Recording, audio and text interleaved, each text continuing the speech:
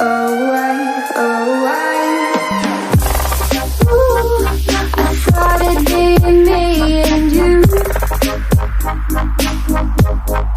Ooh, I guess it wasn't true. If I only knew what you put me through, I don't deserve this. I thought it'd be me and you. Could you still call me at the end of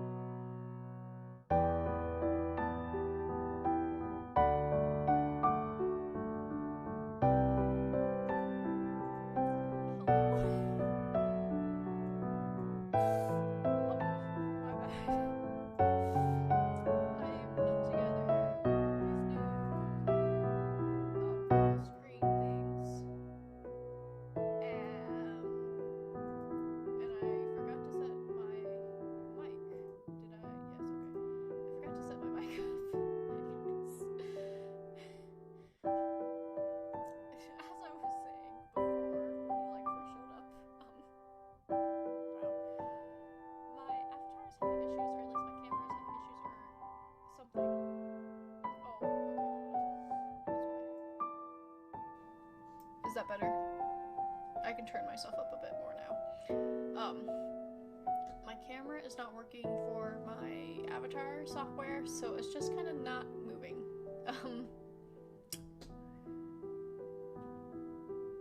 Okay. How about that? Are we ready? I tried to describe the game as a gay, but like kind of horror visual novel. It's interesting, so no worries. I usually carry ibuprofen with me. Well, this is awkward. It's just been silence with the music. Not quite silence, but ibuprofen? I haven't heard of it. Anyway, I'm glad you arrived here safely. I'll draw a bath for you later to make sure you are warmed up properly. It's kind of awkward because I'm like, wow, I'm doing these voices so good. And I thought I was doing a great job at narrating or doing the voices.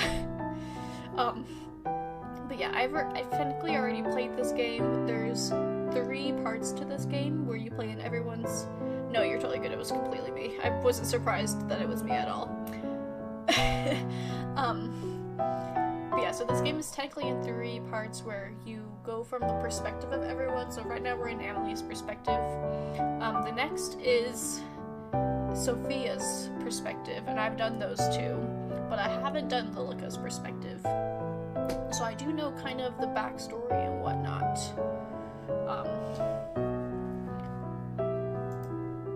Did I skip what that said? Hold on.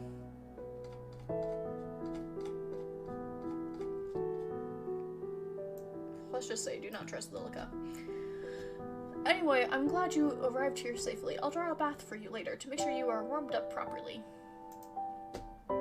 Thank you. I know! Oh, the game or my thing? Awkward. Emily slipped at her tea before looking down at it with a confused expression. A little stale. I'll ask my father to procure a new batch when he arrives home. Where are your parents, by the way? Well, we were separated due to the plague. Awkward. They took the staff to wait until a cure is found, and left me here with Lilica as to not catch the disease. Thank you. Right. I understand. Father... I spent a lot of time separated from my family due to the pandemic, too. Well, actually, her entire family is gone, so she has literally only Lilica. The only people in the entire building are the 3 of them. Quote-unquote 3. It warms my heart to find another thing in common with you, Sophia. I was surprised to hear that it's safe enough for you to visit. Perhaps that means my parents will be back soon, too. Sure. I think so. The world seems to be opening back up again. So, what do you do, locked up in this big house all the time? Well, I usually spend my time... This is Emily, and this is Sophia. So Sophia's the one on the left with the hoodie. Emily's the very fancy one. Well, I usually spend my time sewing or playing music. I used to write, but... As you should. Well, my parents wondered if it was feminine enough. I like how Emily's tights are like, one has stripes and one doesn't, so I don't know. And if you pay attention, Sophia has bandages on one of her legs, which I don't remember is expanded upon or explained whatsoever. But whatever. I don't really think that matters. If you enjoy it, then I say you should do it. Sophia. I feel like that's interesting because this might just be me. But I feel like writing's become more of a feminine, technically, thing than masculine. I feel like more women write than men, but that might just be me. No, wrong button. Then what about you? Well, I'm studying art at... I'm studying art at university right now, so I guess that's what I spend most of my time on. You attend university? Yeah, although I'm thinking about dropping out. Sophia, you truly are filled with surprises. You own your own land, and you attend school! How jealous I am. Why don't you do the same? Oh no, I'm not allowed. Of course you are. Anyone can attend, within reason. But, well, wouldn't it get in the way of my marriage? You're engaged? Emily shook her head. No, not yet, but I'm already 19. I'm sure my father has prepared my dowry. Is that how that word's pronounced? I don't actually know. An arranged marriage? Yes, naturally. Honestly, marriage? What? I don't think I'll ever get married. Really? Doesn't your family object? I don't think they really mind as long as I'm happy. You don't have to either, you know. Look, to be fair, arranged marriages do have a higher percentage, a higher success rate, or like smaller rate of divorce or whatever. You know what I mean. You've given me much to think about. Oh, I don't like that the music stopped. Much indeed. Oh. That's fair. That's fair. Now, I wonder where Lilica has disappeared to. Well, it's no matter. The evening is already coming, and soon it will be dark. Shall I draw you a bath? That sounds wonderful. To be honest, I'm not hungry, so can we skip dinner tonight? Of course, if that is what you wish. Let me show you to the bathroom. You may not believe it, but my father had taps installed. Isn't that wonderful? Emily, that's kind of standard. Like, taps for a bath? That's right, we used to have our maids fill the bath, but now there's no need. Emily, you're so strange. I have taps in my house, too. Truly, you must live quite the lavish lifestyle yourself. I don't know about that. This is the bathroom. Father, bare minimum. Emily, this is amazing! Allow me to draw up the bath for you. One moment. With haste, Emily entered the room and began to fill the copper bath. Okay, but why is it copper and not, like, of all metals? I don't know how I feel about that. Is that just normal in the olden times? It sat in the middle of a spacious bathroom. It was something Emily was particularly proud of. She smiled as it filled before rejoining her companion. Feel free to go inside and make yourself comfortable. I will return with a towel in a moment. Thanks, Emily. She disappeared inside the room, leaving Emily alone in the hall. I should light the sconces, too. Where did I put those matches? Right here. Ah! That's the right expression. 100%. You gave me a fright, Lilica. Where have you been? Preparing the guest room for your dear friend, of course. Emily sure seemed to think it was a jump scare. How kind. Sophia's just preparing for a bath at the present. I'm going to retrieve a towel for her from the linen closet. Oh, what's that facial change? Emily, I think it best you send her home post-haste. What? Why would I do that? For all you know, she brings with her the plague. Sophia says it is now safe to travel. She believes father and mother will be returning soon. I believe it is I believe it is perfectly safe. I almost said positively, which could technically work, but that's not what the game says. And what if she lies? She wouldn't do that. Sophia is a kind and good-natured person. Is she now, Emily? You seem to think highly of her. She would not bring any danger to us. Did you know that Sophia attends a local university, and she lives by herself with no husband? She says that if I wanted, I could also study. The lady of the house should not study, Emily. You must stay inside the house and await your parents. But I'm sure mother would want the best for me. Perhaps while I await her, I could go inspect Sophia's school, Emily. You must stay inside and await your parents' return. Lilica is 100% a hater. No, literally. But don't you trust me? Have I ever tried to lead you astray? No, Lilica. I was just thinking that perhaps it truly is beginning to be safe. Look, I have brought today's newspaper. Do you see that title? The plague runs rampant. I'm pretty sure she has. Put any notion of leaving or studying away for now. Yes, as soon as it is truly safe to do so, then we shall, and you will be reunited with your family. For now, it is just you and me. Thanks, Lilica. I'm glad you're here. As am I. Ah, the towel. Let me go retrieve it. Go ahead. The linen cupboard was filled with various towels and bedding, all clean and properly folded, thanks to Lilica. She should give you bad vibes. Which would suit her? I gave her the pink towel before, so we'll just do pink. This one. It reminds me of her eyes. It's kind of gay, Emily, not gonna lie. Pink is such a good color, okay? With her chosen towel in hand, Emily returned to the bathroom door, where Lilica awaited her. She first knocked at the door, and when there was no reply, she opened it carefully. The sound of the tap running still came from inside. Excuse me, I'm coming in. Oh, come on right in, Emily. Sophia? I knocked but didn't hear a reply. I've brought you a towel. Ah! Blush. Emily first saw a slender marble-like... Why are you describing it like marble? What? Then she noticed the blue hair that fell on those bare shoulders. One side tucked carefully behind an ear. Emily, I think you're being too observant. Oh! Sophia, please forgive me. I didn't realize you had already entered the bath. No, it's okay. I'm sorry, you just surprised me. I'll leave the towel over here. Thanks.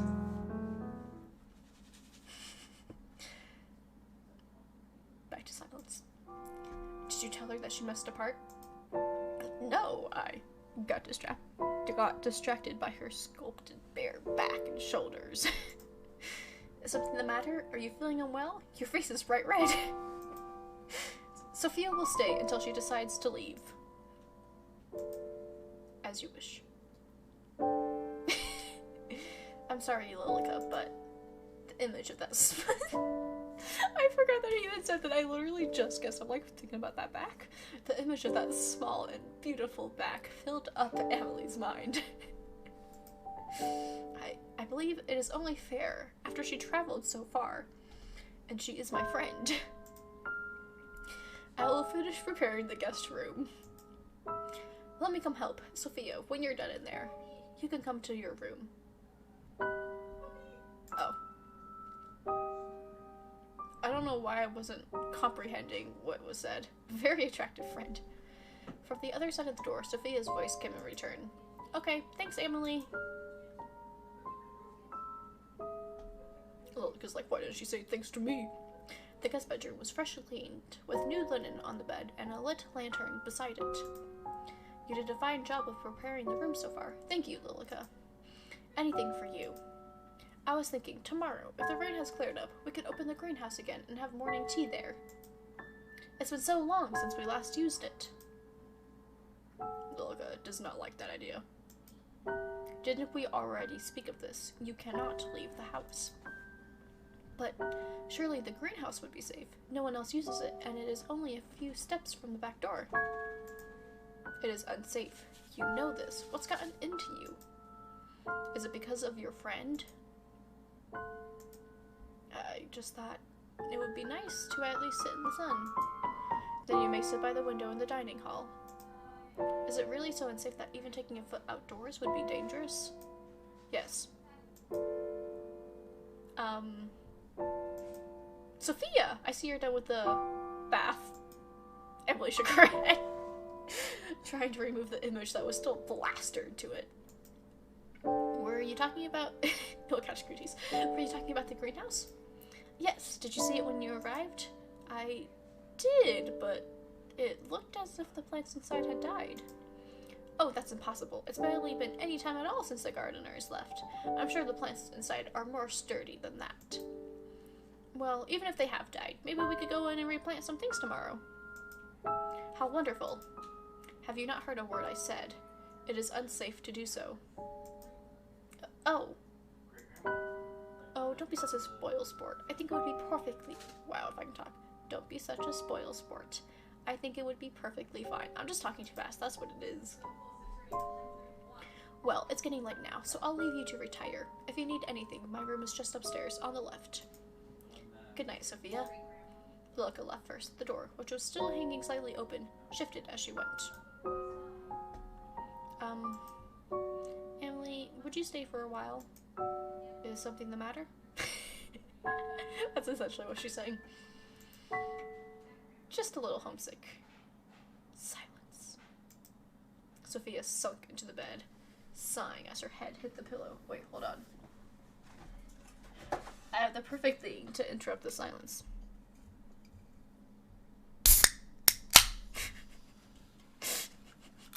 A Dr. Pepper.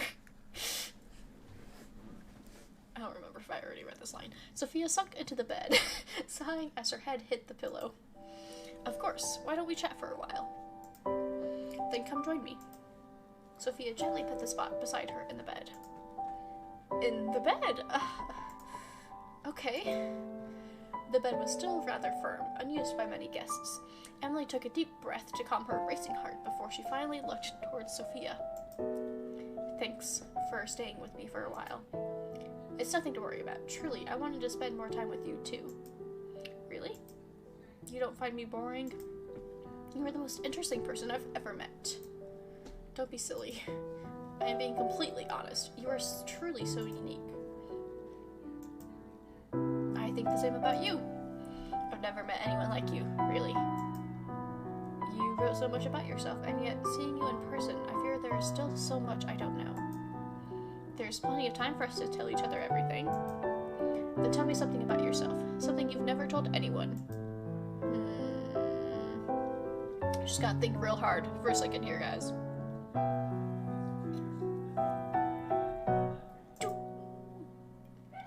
I'm partially blind in my right eye.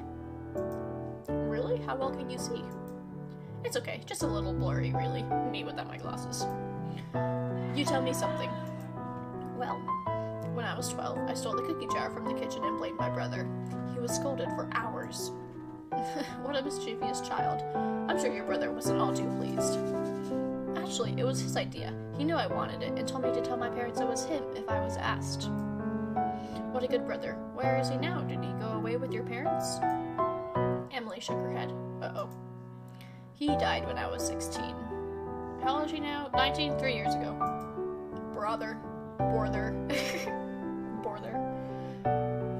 Oh, I'm so sorry, Emily. What happened? Scarlet fever. So my family was left with only me as an heir. And what worth is a female heir? It's fine, I can't speak, so perfect duo. You're worth plenty. More than plenty. Thanks, Sophia. Thank you, Sophia. But some days I am unsure. It's your turn again. Drop the fan. In this household, we support only found family. Truthfully,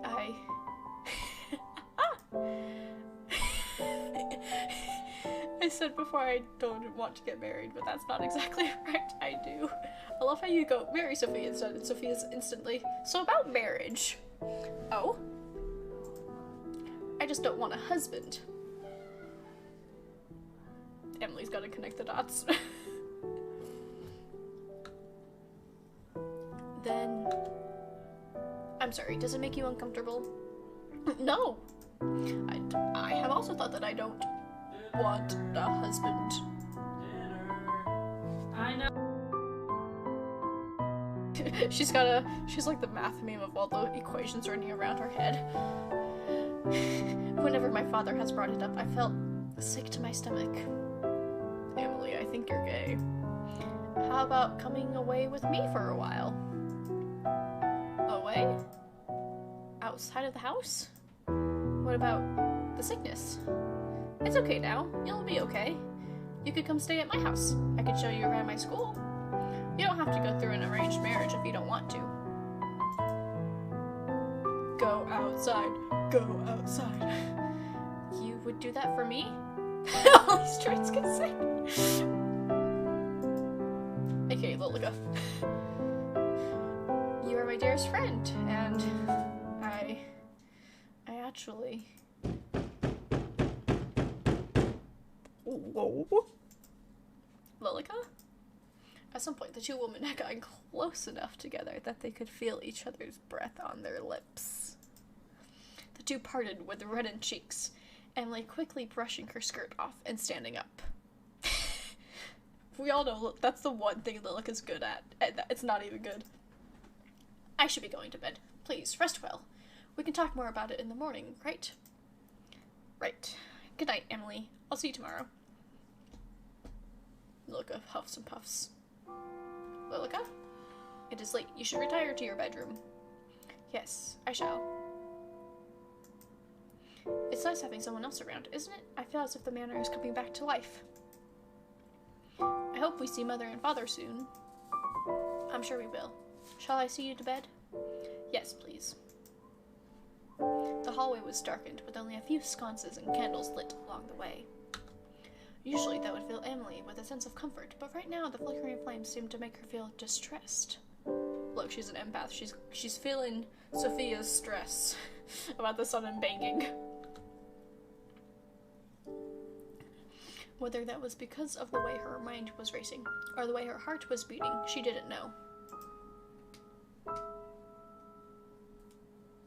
As she rose up the grand staircase, her eyes lingered on the large stained glass window. The moon shone through the colored glass, leaving a rainbow of colors over the steps. It caught her attention for only a moment before she retreated to her bedroom. Lilica, may I ask you a question? This is a bad idea, Emily. I'm just letting you know ahead of time. It's a really bad idea. Don't do it. Don't do it. Certainly. Have you ever heard of a woman loving another woman as a woman would love a man? Where did you hear about such a thing? Kick Lilica to the curb.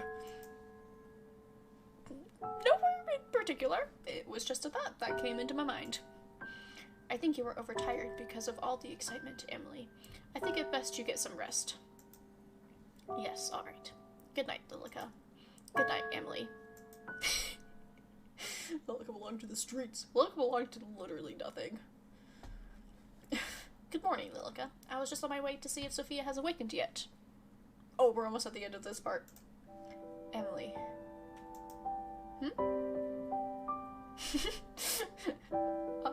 I think there's something bigger going on if you're gay every time you become tired.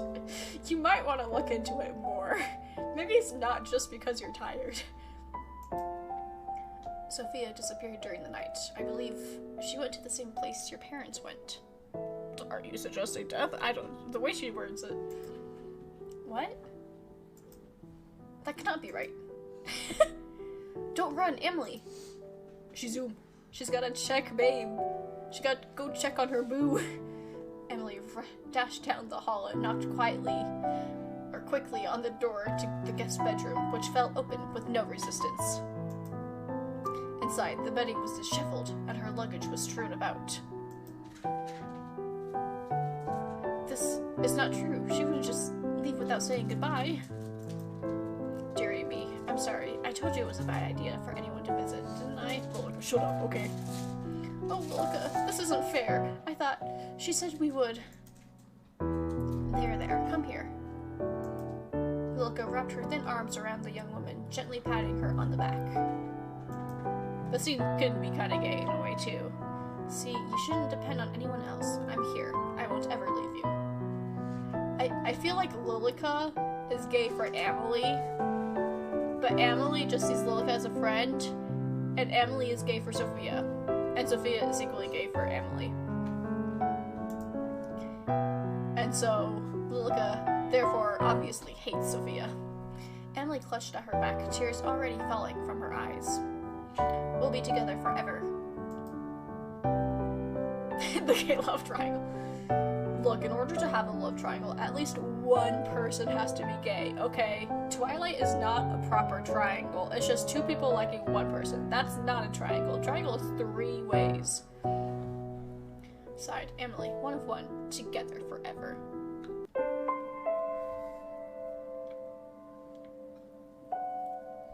I also just love this little intro. The cover. Yeah.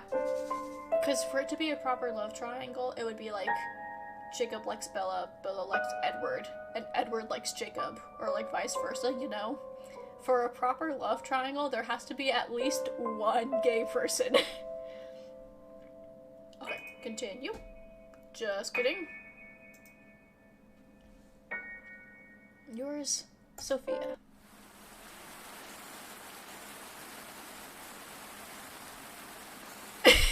Anything would be a better love story than Twilight. The rain never seems to cease at this time of the year. It pours from the sky in its unending grief, as if longing for something unseen. Thunder roared in the distance, enough so to make the young woman flinch, but not enough to make her waver. The taxi gently rocked as the road turned to rubble, and the rubble turned to overgrown dirt track. Outside of the window, Sophia could barely see a few feet away through the raging storm. It made her feel uneasy. In her lap, a letter. She read the words again, despite knowing them off by heart. So actually, this is, like, right back at the beginning. So as I was saying, this is from everyone's perspective, so now we're redoing the story from Sophia's perspective. Which is very interesting, as you'll see. Dear Sophia, how glad I am to hear that you are well. I am healthy, although I believe I may have a problem of the heart. It has gotten quite lonely waiting here for my parents to return. I am thankful to have Lilica residing with me, but I still await the day where my family will be reunited. But you say that it is safe enough to visit? Truly? I have never even dared to dream of being able to see you in the flesh. If it is true, then I will await you at the address written on the back of this letter. Yours, Emily. You sure you have the right address? We're in the middle of nowhere. Sophia stared at the fragile, handwritten address that Emily had left her. Had trusted to her. Yes, this is the right way. I'm sure of it. Only yours. Wink. Her heart wouldn't settle. Meeting what could be a stranger in the middle of nowhere on a day like this. Who wouldn't be nervous? Yet there was something else. Eagerness. A thrill. Something beyond mere nerves that turned into excitement. She could barely imagine the hand that had penned the letters she had been receiving for years on end, let alone a face. But for some reason, her heart still beat hard when she read the words that the mysterious young lady of 19, from a manor far out in the middle of nowhere, wrote to her. Desperate to calm her jitters, she pulled out her phone, looking to send her worried family one last message of reassurance, only to find that it wouldn't switch on. How awkward. I'm sure it was fully charged. The rain was falling even more heavily now. In the distance, a building sprang into view. It was surrounded by a tall metal fence with an ornate gate firmly shut at the front. Just then, the taxi sputtered and rolled to a stop, smoke rising from the hood. Literally, all phones die in horror movies. And all cars stop, obviously, as we now see. What the? I had this serviced a week ago. Is something wrong? Sorry, miss. Looks like we're out of action. It's okay. I think we're nearly there anyway. Pulling the cash from her wallet, she handed over her fare and stepped out of the car. Lilica really don't want Sophia to arrive. The rain bucketed down from above, soaking her to the very core. She shivered as she dashed towards the iron gate. Surprisingly, it pushed open with little effort, not even a creak. That is surprising that it didn't make any noise, considering. Sophia stopped in front of the large wooden door, finally free from the seemingly never-ending downpour. From afar, the door had seemed inviting enough. Silly goose, you're gonna catch a cold in the rain. But now it looked awfully large and imposing. And yet she raised her fist and knocked anyway. Silence followed. Is this not the right place after all? The door swung open, this time with a low, menacing groan. On the other side of that doorway was a fair girl with long brown hair and golden eyes.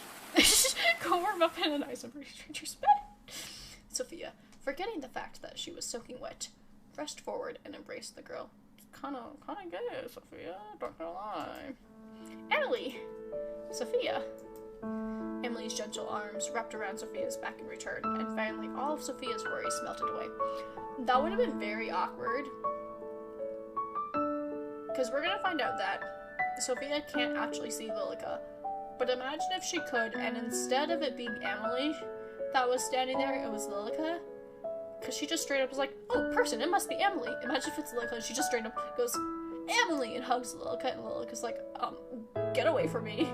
Do not touch me. My, you're completely drenched. Did you forget your umbrella, perchance? Or perhaps her umbrella got carried away by the wind. Behind Sophia, the front door swung shut, without any assistance. I didn't even think to bring an umbrella. The forecast said sunny all day. My fault for believing it, I guess. I can't believe you're truly here. Me either. About time, right? You're just as pretty as I knew you'd be. And you too. But what are you wearing? Seeing your house, I feel like I should have dressed up a little more. No, perhaps it is I that is overdressed.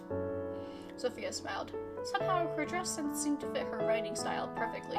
Old-fashioned, and yet very neat and respectable. She does. Sophia felt a slight heat rising to her cheeks. She really was so refined and elegant. So we all know Sophia's type. Moving on.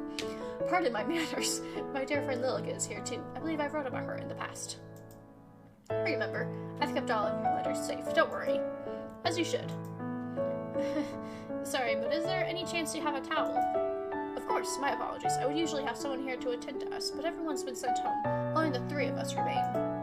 Let me fetch you a towel. Emily withdrew from the hug. They were still hugging? Are you serious? They had that entire conversation hugging? Just no reason, don't worry about it. She was a little taller than Sophia, despite both being the same age.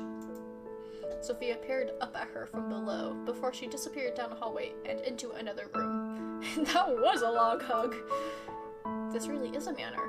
When she told me about her house, I almost didn't believe it. A layer of dust rested against the tabletop, along with a few other items. On the study, a newspaper sat open. Oh, and why is it always empty? Always. Sophia ran her finger over the tabletop. The wood was carved with an intricate pattern that rounded around the edge of the surface. Oh, you wanted me? Okay, hold on. I can load that. I can.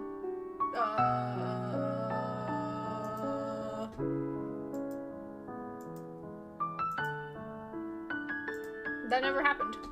The study was a deep emerald green. It looked almost unused, despite its apparent age. On it rested a newspaper, open in a few pages. Sophia turned her head to read the headline, but from afar she could only read the word plague. She reached across to pick up the newspaper. Behind Sophia, the window began to shake in the wind as her fingertips grazed the surface. It's so windy. She spun around just in time to see the front door fly open and the howling wind filled the entryway. She scrambled to the door and, with great effort, shut it again. Phew. I don't like the footsteps. Emily? When Sophia spun back around, the newspaper and the items on the table were all gone. Sophia? Spook. Oh, Emily. Please, use this. Thanks. I'll bring an umbrella next time, I promise. Sophia took the towel in her hand. It was soft, but somewhat old. She lightly dried her hair and clothes, but still found herself cold. Then, if you're now dried off, would you care for a tour of the house before afternoon tea? That sounds great. On your right is the pantry, now the hall is the boiler room, but you shouldn't have any need for those spaces. The two walks side by side along in such a big manner. We find that out in Lilica's side, in her story, I think. Or something like that.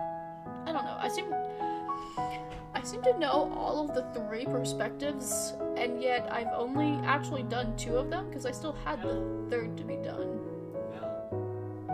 Hold on, Benjamin's yelling for help.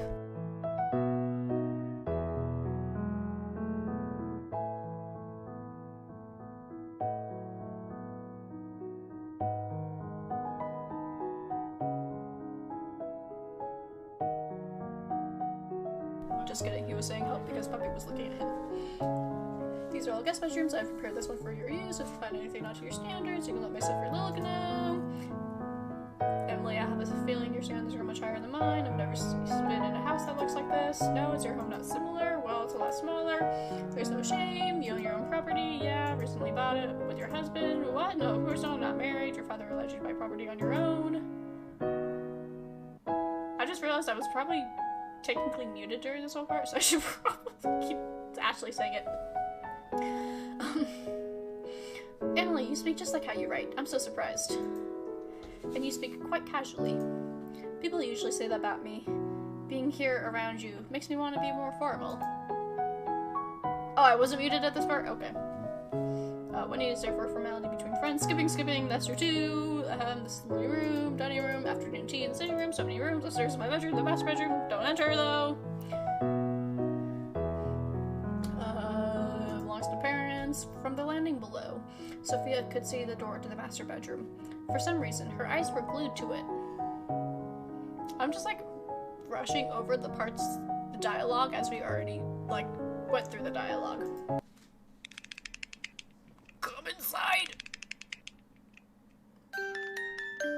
I forgot about this part. I also actually love this music.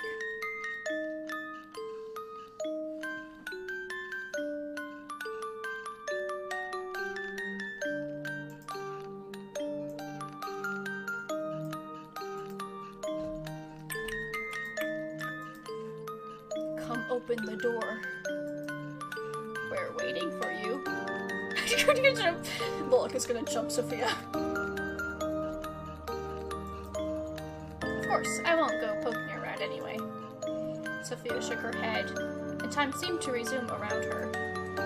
All this walking has made me parched. Shall we have afternoon tea now? Sure, that sounds good. Why don't you have a seat while Lilith and I prepare our food? Oh, I can come help. Nonsense. Do we defy our fate? Do we defy our fate? The ghosts are in the master bed, yes. Do we do it? Defy your fate. If you insist. But I'm happy to help anytime. Thank you. I'll be back soon. Please rest. Emily. Yes? It's nothing. Take your time. Actually, is it okay if I ask you something? If you remember, we didn't say this before. This is new. Let me know if the music gets too loud and you can't hear me very well over it, because I feel like it's getting loud and I can barely hear myself, but that might just be me. Of course it is. Is there someone else with the house? Is there someone else in the house with us? There's no one apart from myself, you, and Lilica. Let me try.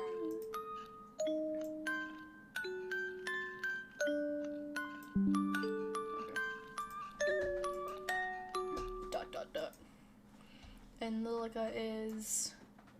She's just gone into the kitchen. Didn't you see her enter? Right. My vision must be playing up. Is something the matter? No, it's fine. I'll wait for you inside. Did that even change the volume for you? I don't know. It did for me, but... The room was spacious and dead silent apart from Sophia's footsteps as she crossed the wooden floor. What do you mean wooden? This does not look like wooden. Looks like a tiled floor. Oh, I did not mean to do that. I right-clicked instead. Each step was deliberate and slow as her eyes searched through the room. Nothing in particular stood out. Large windows showed a glimpse of the outside world through thick curtains.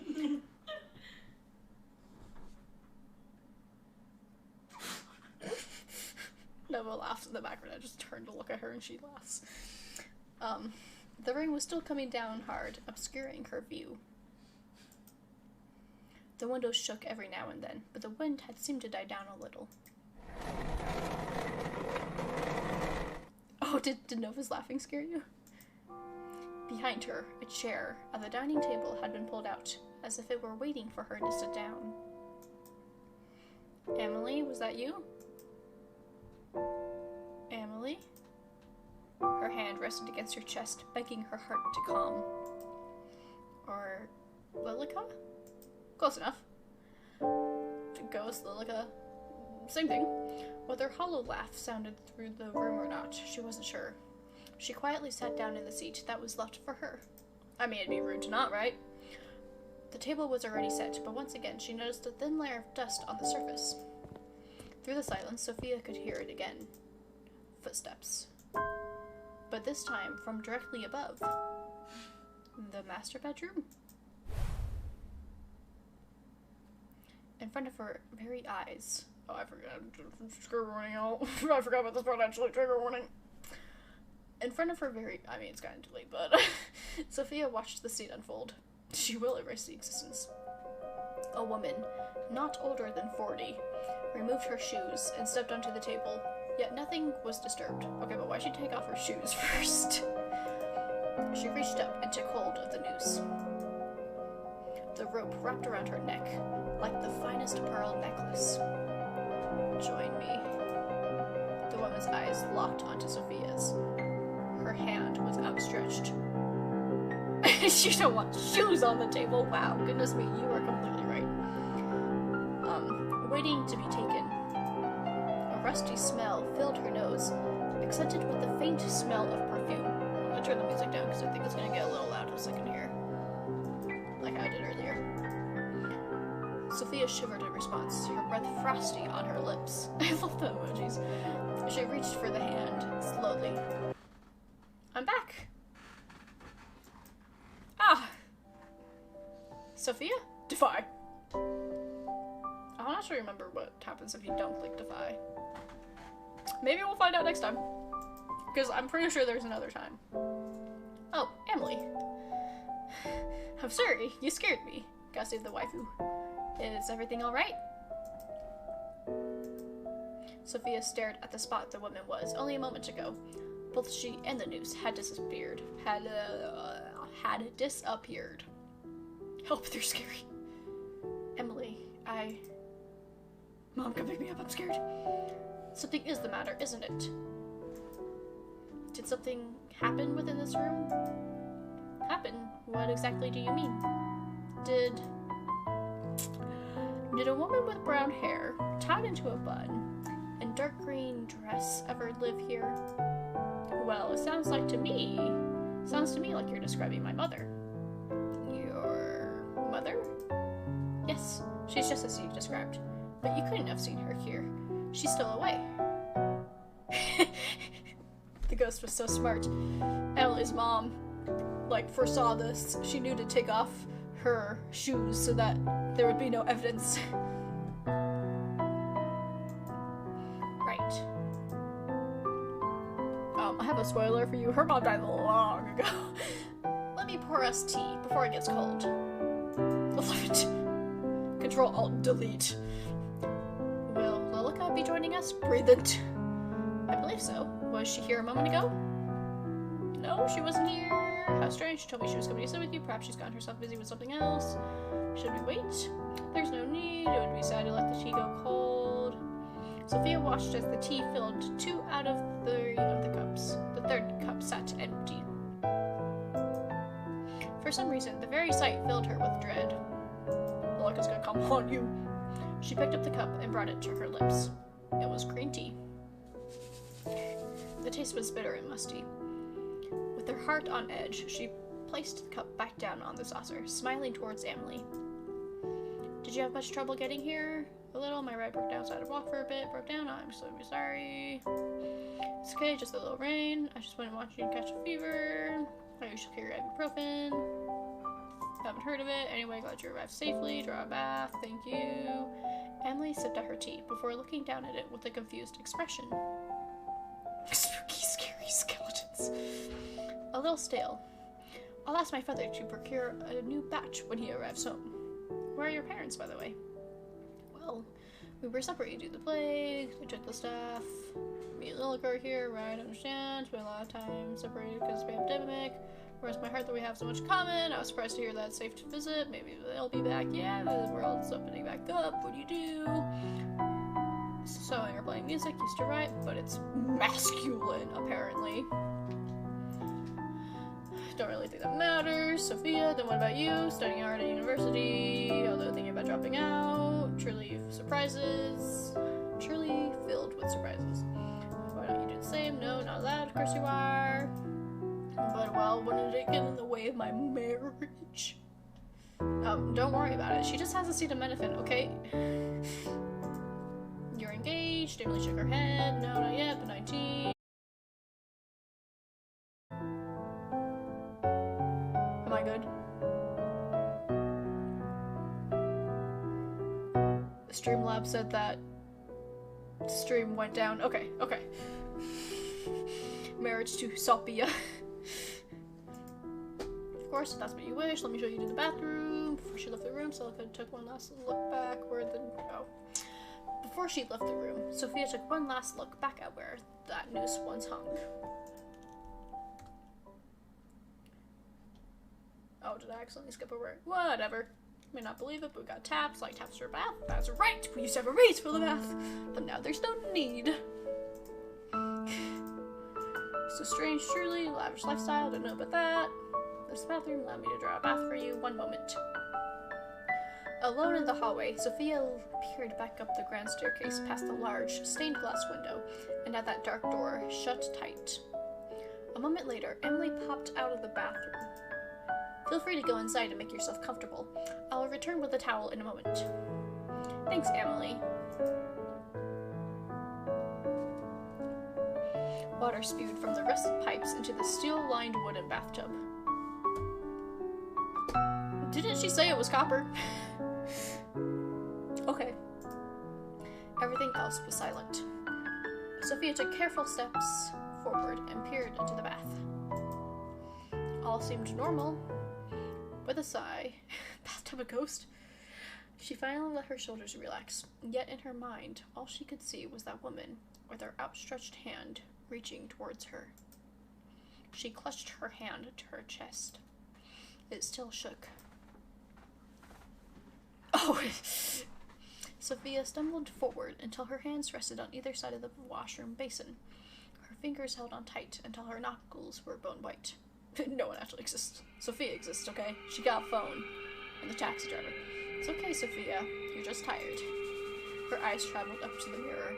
It was embellished with a golden frame. She stared at her reflection. She was still herself.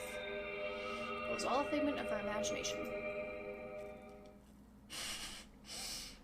Tired makes you gay, Sophia. Look, Sophia's already gay, you know it. That's when she saw it. In the mirror, standing behind her, was a young woman with long, blonde hair that nearly reached down to the floor and deep, blood-red eyes. She didn't try to speak or make any movement. She just stared with her big, dark eyes.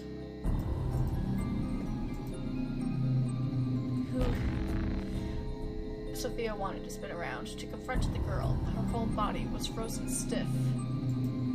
The young woman finally started to move. One step at a time, maintaining eye contact through the mirror, she crept closer. Closer and closer, until Sophia swore she could feel her breath on the back of her neck.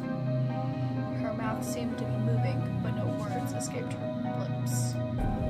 Who are you? She spun around, but no one was there.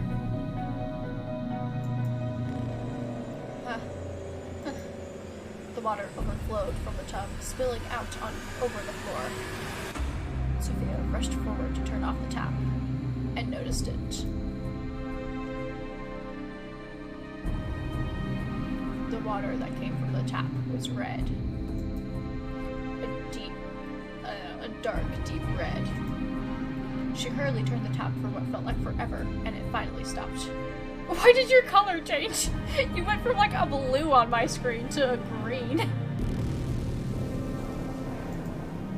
Sophia stared at the dark liquid inside the tub. Without thought, her hand dipped in. When she withdrew it, each finger was dyed red. Something about it captivated Sophia. Oh, okay, so you just changed it. She undressed one layer at a time, peeling away the still damp clothing and stepping forward and into the bath. She sank down, down, until everything under her shoulders was submerged in the liquid. It felt heavier than water, much heavier. Do you mean thicker? That's the word you mean, thicker, right? Not heavier. As as she stared directly ahead. And now you're back to another blue. Those blood-red eyes reflected in her mind. Why not just end it here? You're scared, aren't you? Just sink down. Accept your fate. Accept it. She could no longer hear the sound of the door opening as her face sunk down into the liquid, her eyes shut. Sophia? I knocked but didn't hear a reply. I've brought you a towel. Ah! Sophia's eyes sprung open. The water was clear and the top was still running, causing it to overflow onto the floor once again. And yet Emily didn't realize that last time either, because, like I was saying, this is supposed to be the exact same thing, just as from different perspectives, so Emily believes the tub is copper, but it's not. And Emily didn't notice the water overflowing either.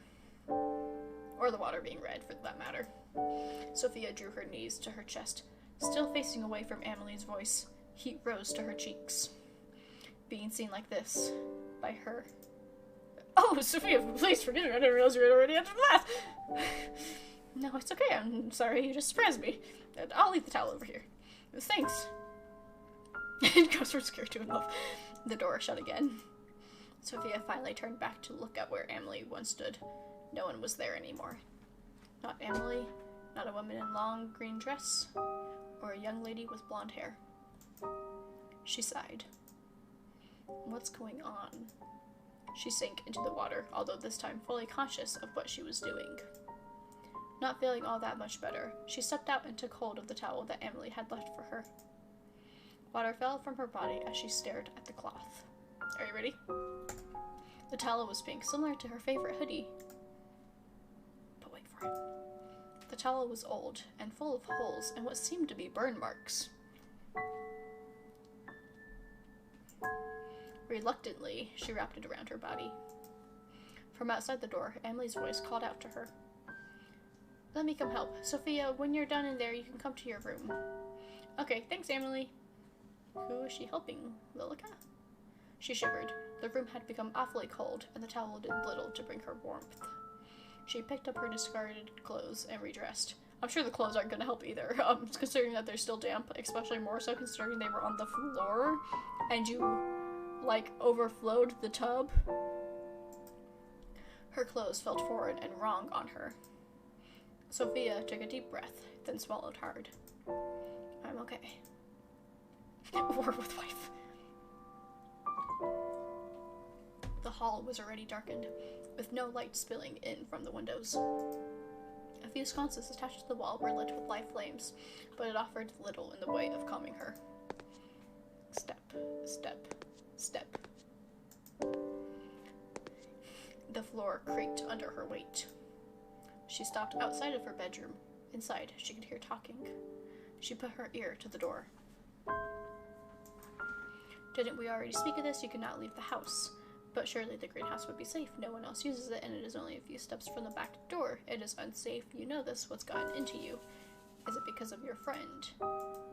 I just thought it would be nice to at least sit in the sun. Then you may sit by the window in the dining hall. Is it really that unsafe to even...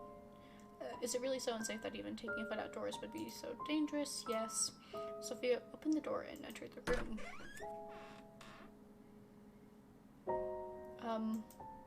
Emily stood by herself, making the bed. Sophia, I see that you're done with the bath. Sophia looked away, thinking what had happened in that bathroom. I think Sophia's got more than gay on her mind. No, she's talking to Lilica. Okay, come on. Were you talking about the greenhouse? Yes, did you see it when you arrived? I did, but it looked as if the plants inside had died. Oh, that's impossible. It's barely been any time at all since the gardeners left. I'm sure the plants inside are more sturdy than that. Well, even if they have died, maybe we could go in and replant some things tomorrow. How wonderful. No ghost in greenhouse. Have you not heard a word I said? It is unsafe to do so. Oh. Oh, don't be such a spoil sport. I think it would be perfectly fine. Well, it's getting late now, so I'll leave you to retire. If you need anything, my room is just upstairs on the left. Good night, Sophia. The door shifted before Emily could even reach to touch it. Sophia's eyes locked in on the movement. Emily, would you stay for a while? Is something the matter? Yes, actually. Wifey's scared. Just a little homesick. Sophia sat down on the bed before resting her head on the pillow. It was hard. Of course. Why don't we chat for a while? Yes. So, Sophia does think Emily is just talking to herself. Because Sophia cannot see Lilica. Except for, I guess, through the mirror. Then come join me.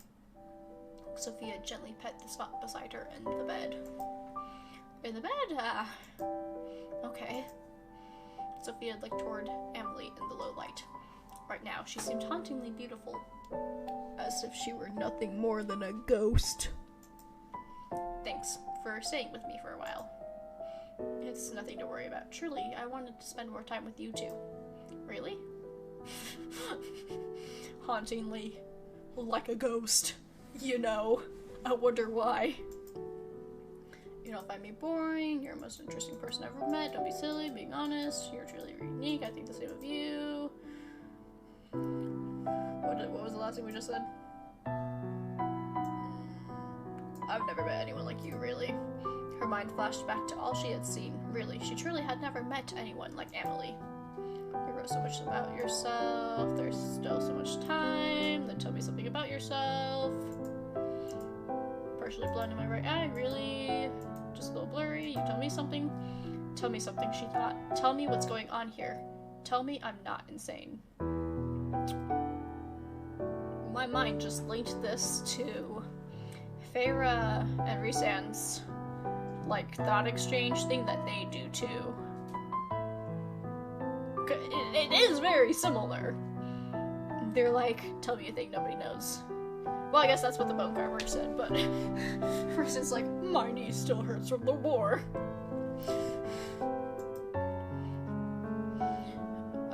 Cookie jar, what a mysterious, mischievous child. It was his idea. What a good brother. Where is he now? Emily shook her head. He died when he was 16. Oh, I'm so sorry. What happened? Scarlet fever. You're worth plenty. It's your turn again. Truthfully, I said before I didn't want to get married, but that's not exactly right. I do. Material girl. I just don't want a husband. Then, I'm sorry, does it make you uncomfortable? No! I have also thought that I don't want a husband. Whenever my father has brought it up, it felt sick to my stomach. How about coming away with me for a while, away, outside of the house? What about the sickness? Sophia has two moods. Scared and gay. Literally true. No in between. Yes, away. Away from this place. It's okay now, you'll be okay. You can come stay at my house. I can show you around my school. You don't have to go through an arranged marriage. You'll do that for me. You're my dearest friend, and I actually... I am scared, but this girl is hot, so I have to take her home. She looked at Emily, and she was the TikTok sound that's like, you're coming home with me. Lilica? Okay, wait, hold on. I'm curious what happens if we don't click Defy Your Fate. I want to see! At some point, the two women had gotten closer enough. The two parted with the reddened cheeks. I should be going to bed. Please rest more. Good night. Emily left the room. Meanwhile, Sophia's eyes study the space. Oh. Okay, so... So we're loading. We clicked Defy. Because it only said, accept your fate. That was the only difference, I guess. Lilica. At some point. Why? I thought the text was a different color for a second. She parted with red cheeks.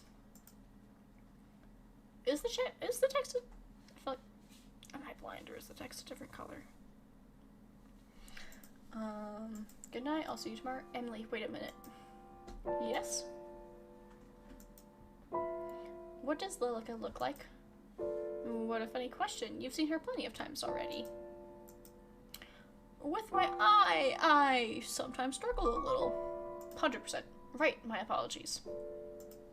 She has long blonde hair, done up like this. Emily pretended. Imagine how that looks. Emily pretended to put her hair in two low ponytails. What color are her eyes? Red. And she wears a dress of white and black, with a red ribbon the same color as her eyes. Thank you, Emily. Good night. See you in the morning. Emily left the room. Meanwhile, Sophia's eyes studied the space. Okay. Well, I guess this is what we should have saved at. Defy. Are you here, Lilica? Silence followed. If I stay here, will I live to see tomorrow? More silence. She gulped. The flame by the side of her bed flickered wildly. Sophia laid back, shutting her eyes, but she felt as if someone was watching her, waiting. Waiting and bidding their time. Cold tendrils wrapped around her throat like a snake. Cool like ice and getting tighter and tighter. She couldn't breathe. She couldn't even move. She opened her eyes, but no one was there. Sophia wasted no more time. She jumped to her feet and quickly shoved them back into her shoes and headed for the door. It opened without any resistance. Outside the room, the hallway was dark, lit only by a handful of candles and sconces. Sophia swallowed, then stepped out. The house was silent. Sophia took careful steps, but the floorboards still squeaked loudly beneath her. During the day, she hadn't even noticed it, but now, wrapped in darkness, it seemed as if those small sounds would wake whatever was sleeping inside the house. Emily? Lilica? She whispered, but heard no response. Upon being met with only more silence, her footsteps sped up. Far in the distance, she heard something shift. A slight sound, one that wouldn't normally be noticed. But for Sophia, it was enough to make her heart race. She sped to the end of the hall and stood at the bottom of the grand staircase. Above, her eyes honed in on two doors in particular. The master bedroom and the door to Emily's room. Emily. The choice was obvious. Sophia raced up the stairs and stood in front of the door to her pen pal's room. But as she went to knock, the door fell open. Emily, are you in here? She received no reply. Sophia's head spun around. From somewhere deep in the dark, a gentle tune was being played skillfully. I don't know why, but I love this music so much. Her arms dropped to her side. The sound consumed her. Sophia drifted back out of Emily's bedroom, chasing that dreamy song. It is a really dreamy swag. Step, step, step. Through the darkness, all that mattered was that sound. She came to the end of the hallway. A sealed door stood in her way. A bookcase was pushed to the side. Without a second thought, she pulled it open. In the center of the room, surrounded by candles, Emily sat. Her skirt fanned out around her. Spread out over the floor were piles of letters. Upon closer inspection, each was filled with words that had been crossed out, and signed yours, Marion. Emily, are you awake? Her eyes were shut tight, yet her hands moved enough to play the sorrowful tune. Please listen to me, Emily. Lilica she isn't... I'm not what? You're going to leave her, aren't you? Sophia heard the door shut behind her. She backed up quickly and tried the handle, but it was stuck. Emily's eyes finally opened. In place of her usual golden eyes was a glare of deep red. Emily, snap out of it. Please, snap out of it. You want to take her away? Emily, please. One by one, the candles blew out, and the two were plunged into darkness. Emily's body slumped forward and crashed to the ground. It's nice to meet you, Sophia. I'm sure we're going to have a fun time living together. Since you will be staying with us after all, right?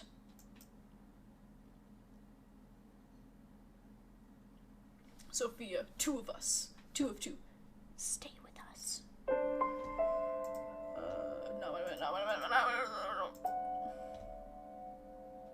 Oh, that's right, okay, hold on. So let's accept to get the other one. For some reason, Sophia just couldn't sit still. She tried to lay down to rest, but turned this way and that, uneasy. I'll get some water. The hallway was dark, with most of the sconces having been blown out already. Sophia stepped carefully through the space, conscious of the sound her footsteps created. The kitchen was by the stairwell. Hand-painted portraits were lined up in rows on either side of the hall. She stared up at the grand staircase. Each step was inviting, enticing her to make the ascent. Her large eyes stared once again at the imposing stained glass window, and then to the doors that awaited upstairs. Her hand rested against the kitchen door, her fingers dancing over the handle. It stayed there as her mind debated with itself. Waiting, waiting. Come here. Come visit us. Her hand dropped to her side as she ascended, past the glassed window, and to the next floor. 2 doors awaited her. A chill ran through the air as the scene played out before her. 2 women dragged a man's body up the staircase, leaving a trail of blood on the otherwise pristine carpet. They pushed open one of the doors. The man's head hit the final step, but he made no move to stop them, nor cried out in pain. He did deserve it, I will say. He was already long dead. The figures disappeared into the room. When Sophia blinked, the door was shut again. She trembled. The master bedroom. From behind that closed door, a voice called out to her, but the words were much too faint to make out. Her hand rested against the handle. Sophia couldn't stop it from shaking. With a careful motion, she pushed the door open. A musty smell came from further inside the dark room. Sophia, peering into the darkness, quickly took hold of one of the lit candles near the room and stepped inside. A portrait sat above a large canopy bed. The curtains were pulled back, hiding whatever was inside. In the portrait, Emily sat beside a woman with a green dress and brown hair done up into a bun. Standing beside them was a man with an imposing brow and a large beard. A family of mice ran from under the bed and out of the room. Sophia jumped to the side, narrowly avoiding them. Step, step, step. Each step brought her closer to that bed. Each step made her chest feel heavier, tighter. She stood before the bed and reached a trembling hand to the curtains that hid whatever lay inside. A wind blew from somewhere unseen, and her candle extinguished. Behind her, the door shut, and the room plunged into near complete darkness. Emily, is that you?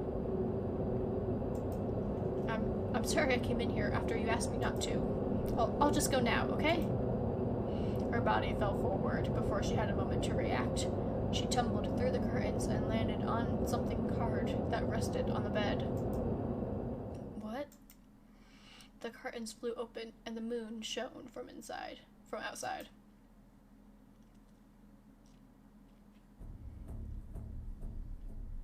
Voice swag, my voice? As she screams. The body she was expecting to find was absent. In its place, 2 skeletons, long ago decayed. They laid side by side, one smaller and the other larger. But now, one was either side of her.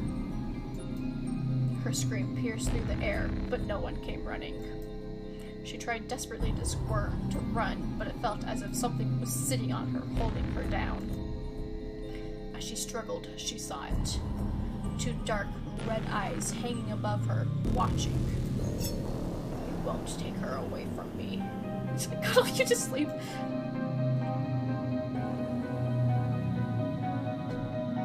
Sighed, Sophia, 1 of 2. She's mine.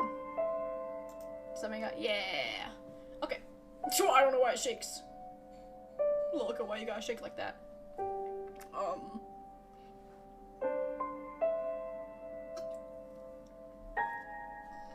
Something tells me Lilica doesn't like Sophia. Just, something.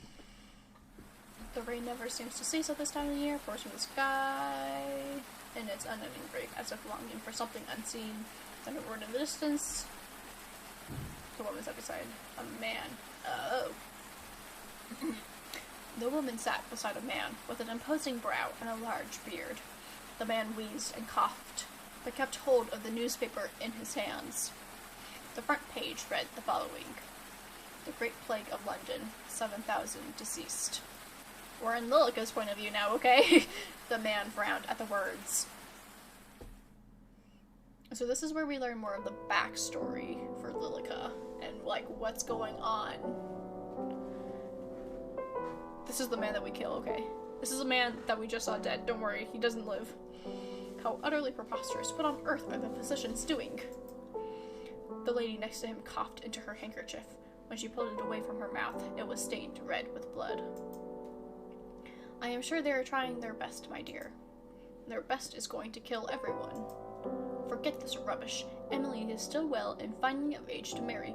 We will arrange for a suitor before she becomes sick. If we send her out there, then she will certainly grow sick. She should stay here, locked in her room until it is safe to leave. No man will want a woman who has spent her only good years locked in her bedroom. But she will be safe. The lady held her cheek, which quickly reddened after the impact. The lord glared at her behind his bushy eyebrows. You would do well to remember who she belongs to, who you belong to. The lady blinked, trying desperately to stop her eyes from welling up. Lilica, please come here. Her voice carried through the otherwise empty home. Time seemed to pause for a few moments before a woman with blonde hair, cascading behind her, entered the room. She wore the dress of a maidservant, and a neutral expression that wavered just so after seeing the mark left by the lord's hand. She stepped forward, crossing the tiled floor with slow steps that seemed to match the pace of the thunder that roared outside. The lady nodded to the maid. The maid nodded back to the lady. The moon reflected from the metal object in the maid's hand as she swung it down into the lord's throat.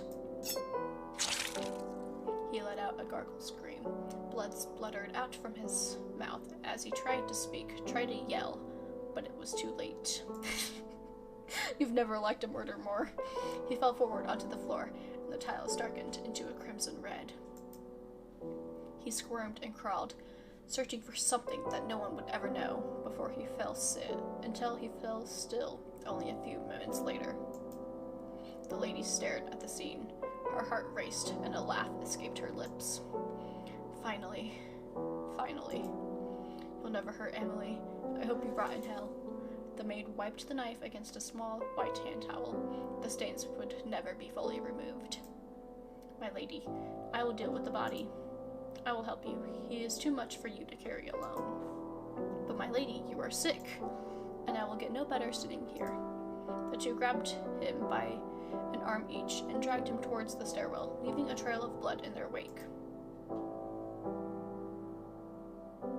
No other words passed from their lips as they executed their task. They reached the end of the hall and began their ascent to the first floor. The lord's head hit each step with a soft thunk. Thunk, thunk, thunk. The house was silent in all other regards. Two doors sat next to each other. Both were shut tight. As the two women reached the top of the stairwell, the maid pushed open the door to the master bedroom and entered. The room was spacious and clean, with fresh bedding left by the maid just the same morning. On the wall above the bed, a newly painted family picture. The two struggled and finally lifted the man into the bed. His face was stuck in a terrified expression, and his clothes were ruined. You'll protect Emily, right? I'll do anything you desire. Then let us begin. Lightning struck somewhere in the distance, lighting up the otherwise darkened room and showing many things that should have been left unseen. The maid removed her shoes and crawled into the sheets beside the corpse, while the lady dipped her fingers into the lord's wound and drew a line of blood around the bed. I don't think I understood this part before, but we'll see if I understand it now. She spoke softly to no one in particular, chanting words that should never be chanted. When she was done, she stepped over the threshold and approached the maid. Never let anyone hurt her. Protect her no matter what. I will, my lady. Thank you, Lilica. You'll never truly understand how much your actions mean to me. The lady leant forward and left a soft kiss against the maid's lips. Gay. It was brief and gentle, and something the two had wished to share for longer than either would admit. As the lady pulled away, the maid drew her knife, still smudged with blood, and brought it to her veins. Goodbye, Lilica. Goodbye, my lady.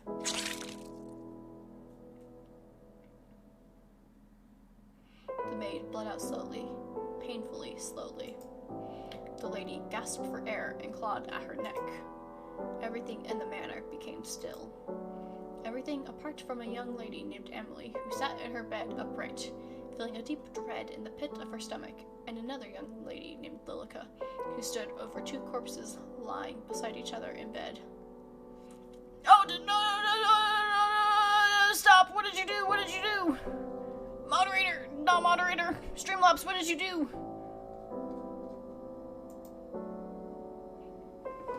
Hold on.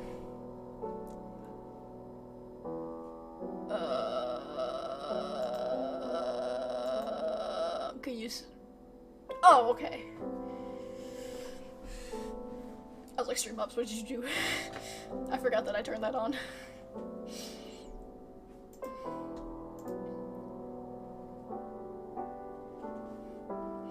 The young lady named Lilica stared at the maid in the bed. See, like, this is where I'm confused. It said Lilica was the maid, but now it's saying Lilica is the lady. Her own face.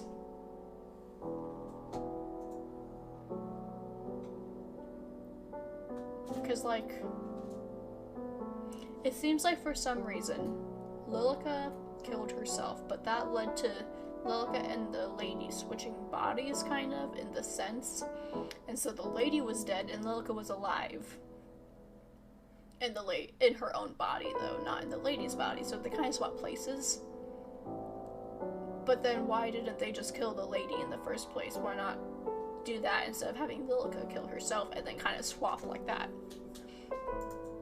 Her own blood seeping through the bed.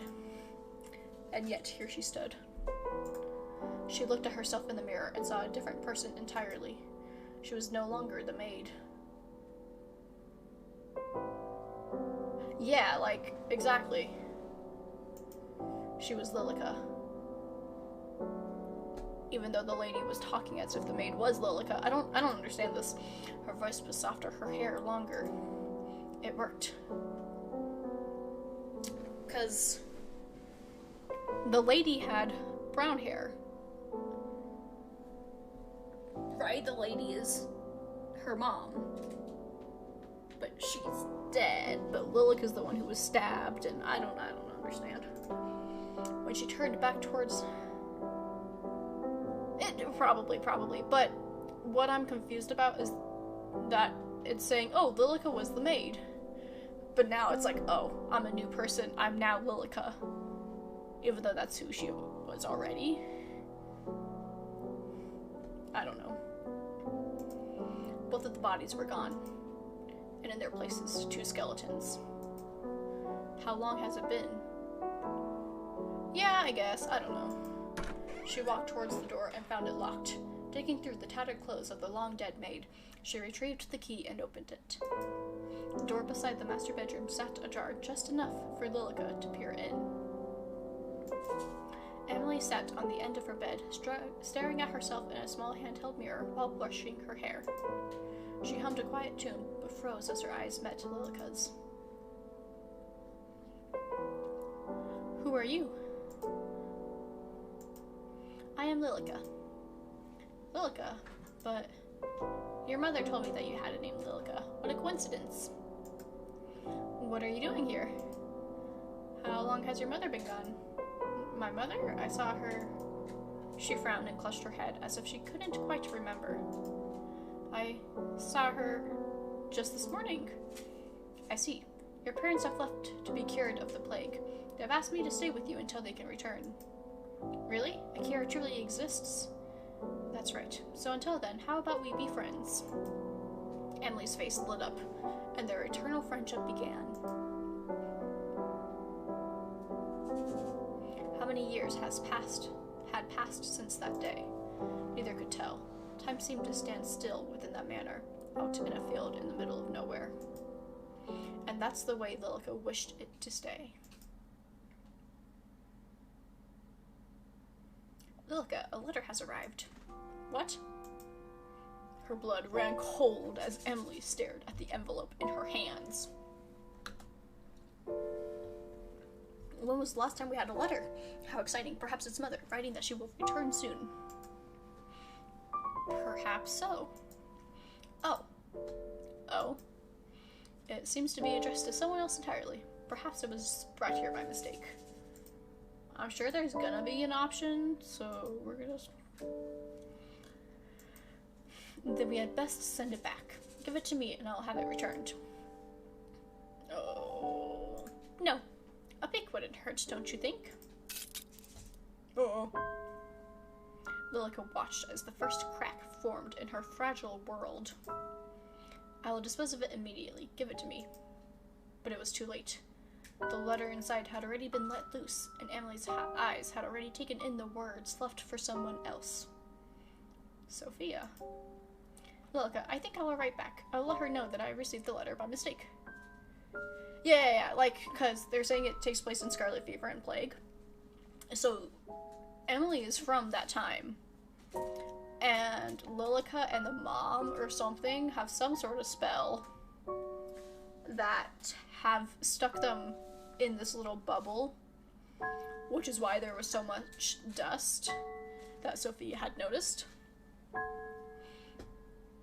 And why, like, the car broke down when it got close enough to the house, and why Sophia's phone stopped working when she got close enough. That isn't needed. Please? Just one letter. Thank you, Lilica. But, like, Emily doesn't realize. She thinks it's been, like, 5 days since her parents left, but it's been, like, 500 years or something. Not even that long. It's been, like, 50 years, and she's like, oh, you know. How many letters had arrived at their door since then? How many times had Emily spoken excitedly about Sophia to her? Sophia. Sophia, Sophia, Sophia. It's always Sophia. Sophia is the crack in this fragile reality. Sophia. I have to get rid of Sophia. Lilica? Lilica's eyes opened with a jolt.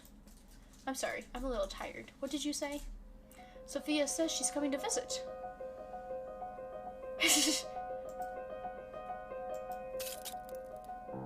Another crack formed from the blast. It sprawled across reality, threatening to shatter at any moment. Emily, I don't think that's a good idea. The plague. She says that it's safe enough to travel now in her letter. Perhaps Mother and Father will return soon, too. So, like, they're bonding over, like, being separated from their families over, like, these big diseases. When Emily's separated from her family because of the, Scarlet Fever and whatnot. And I'm thinking Sophia's separated from her family because, you know, Corona. Or something like that modern day. Perhaps Mother and Father will return soon, too. Lilica forced a smile. We don't need anyone else here. We have each other. Of course, you're my dear friend, Lilica. But Sophia and I have been writing to each other for... She shook her head, as if chasing off the beginnings of a headache. For a long time, anyway. I'm excited to finally meet her. Won't you be excited with me, too? We can all be friends. Right, friends. I'm sure we'll all be the best of friends. For an amount of time that neither Lilica or Emily could truly comprehend, the house was suddenly buzzing with life. Emily's footsteps were light, and her days filled with excitement as she awaited the arrival of Sophia. And finally, to Lilica's dismay, the day came. The pendulum clock on the wall swung back and forth, ticking down the time. Lilica stared at it, wishing that it would slow down even further. 10 minutes, then 20, then an hour passed as the two stood by the door, waiting for a knock. She seems to be late. Perhaps she's not coming after all, Emily. There's no need to make such a sullen face.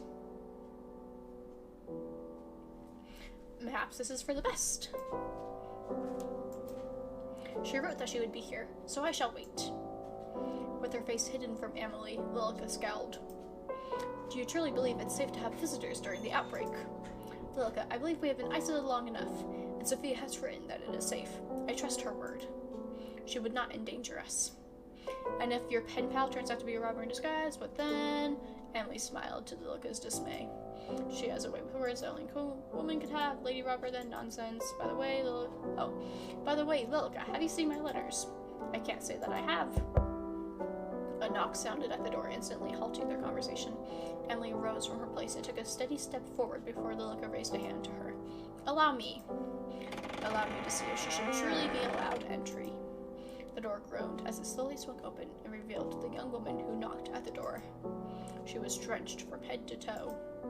Lilica stared at her. Light-haired eyes, she looked almost like a kitten. Instantly, Lilica's dislike for the woman grew. Lilica stepped to the side just in time for Sophia to bounce through the door and wrap her arms around Emily. Her blood boiled. She watched as the clothes she had carefully handmade became drenched by someone unworthy, someone that didn't deserve to even look at Emily. Emily? Sophia? Emily's arms wrapped around Sophia in turn, and Lilica turned away. You're completely drenched. I'll carry away by open. With the cool anger written over her features, Lilica shut the door. Didn't even think to bring it. Can't believe you're truly here. Me neither. Just for dudes I knew you'd be. You're too. What are you wearing? Should have dressed up. Lilica stood to the side, her arms crossed lightly over her chest. Her long hair reached down nearly to the wooden floor. Pardon my manners, my dear friend Lilica is here too. I remember I've kept all your letters safe. Don't worry, as you should. Emily side-eyed Lilica upon hearing her tone, but Lilica simply looked away. Sorry, is there any chance you have a towel? Of course, my apologies. Let me fetch you a towel. Emily disappeared down the hallway, leaving Lilica alone with Sophia. This really is a manor. Oh, has no one told you it is rude to poke around someone else's house? Sophia walked straight past Lilica without even a notion of responding. Hello? You can't see me. She walked for the study and reached for the newspaper. Don't let her touch it. Don't let her touch anything. She'll break it all. She'll undo everything. She wants to hurt Emily. She can't find out the truth. The window shook loudly in the wind. With the flick of her small wrist, Lilica allowed the door to fly open, causing Sophia to whip around in surprise. Lilica locked in on the object that Sophia had been reaching for. She rushed forward and took hold of it, then quickly hid it behind a cabinet as Sophia reached to close the door. Sophia spun around, but looked straight through Lilica. Sophia? Oh, Emily, please use this. Thanks. Bring an umbrella. Lilica watched as Sophia dried herself with a towel. Our towel. It's not for her. There can't be a next time. If you're now dried off, a tour, it sounds great. Sophia and Emily walked side by side, close enough that their shoulders almost touched. Lilica stared at the place where they almost connected, seething with a quiet rage. All the guest bedrooms. A lot smaller, whatever. No husband. Shut up. Father allowed you to buy property of your own. You speak just how you write, so surprised. Your voice disgusts me. And you speak quite casually. People will say that about me being around here. I want to be more formal. What uses their formality between friends? That's true too. Your words are poisoning Emily. Morning room, dining room, sitting room. Literally. You won't go poking around? Lies. You're lying. You may be parched.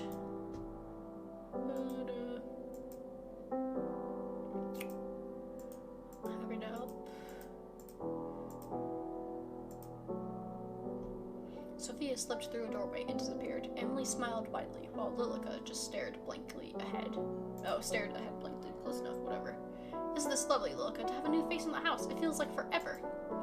Yes, how lovely. I'm glad you were having fun, at the very least. Are you not? I'm always having fun when we're together, Emily. Sever her fate. Ah, I see you're just working on my dear friend. Value you greatly just as much. Emily, I have something to say to you. You're my very best friend. Did you know that? I feel the same towards you, Lilica. And as such, I feel the need to be truthful with you. You appreciate the truth, don't you? Of course, I trust your judgment very much. Is something the matter? 1, 2, or 3. Eeny, meeny, miny, moe, catch a tiger by its toe if you always let him go. Your mother contacted me. She believes they'll be able to return shortly. Excitement. Oh, Lilica, this is wonderful news. Lie is 100% the best choice. Indeed, she was very excited for me to pass on her message to you, but... We'll do 1 now. Well, she wasn't pleased to hear that you had someone visiting without her permission. Oh. I thought she would be delighted that I had invited a friend. Well, obviously you should have asked, okay? Your entire existence is, or a lie. A lie is pretty close to lie, so lie is the best choice. Of course, I pleaded with her that Sophia was a dear friend, but she wouldn't listen. I see. Did she say when she would return? No, but it seems to be soon. Then I'll send Sophia away like normal tomorrow. I can't exactly force her out into the storm, can I? Yes, you can. Why not? Lilica. Naturally, I am just teasing. Of course I wouldn't be right to send her away at a time like this. I'm glad to hear that we've come to an agreement. How pleased I am to know that Mother will return soon. Let's go prepare tea, shall we?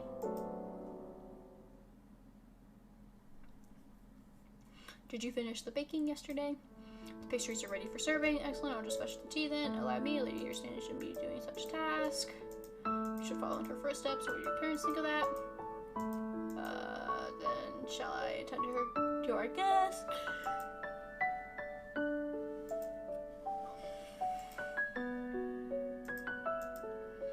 Lilica's smile at that moment seemed to hide behind an intent much deeper than Emily realized. Oh, not what I meant.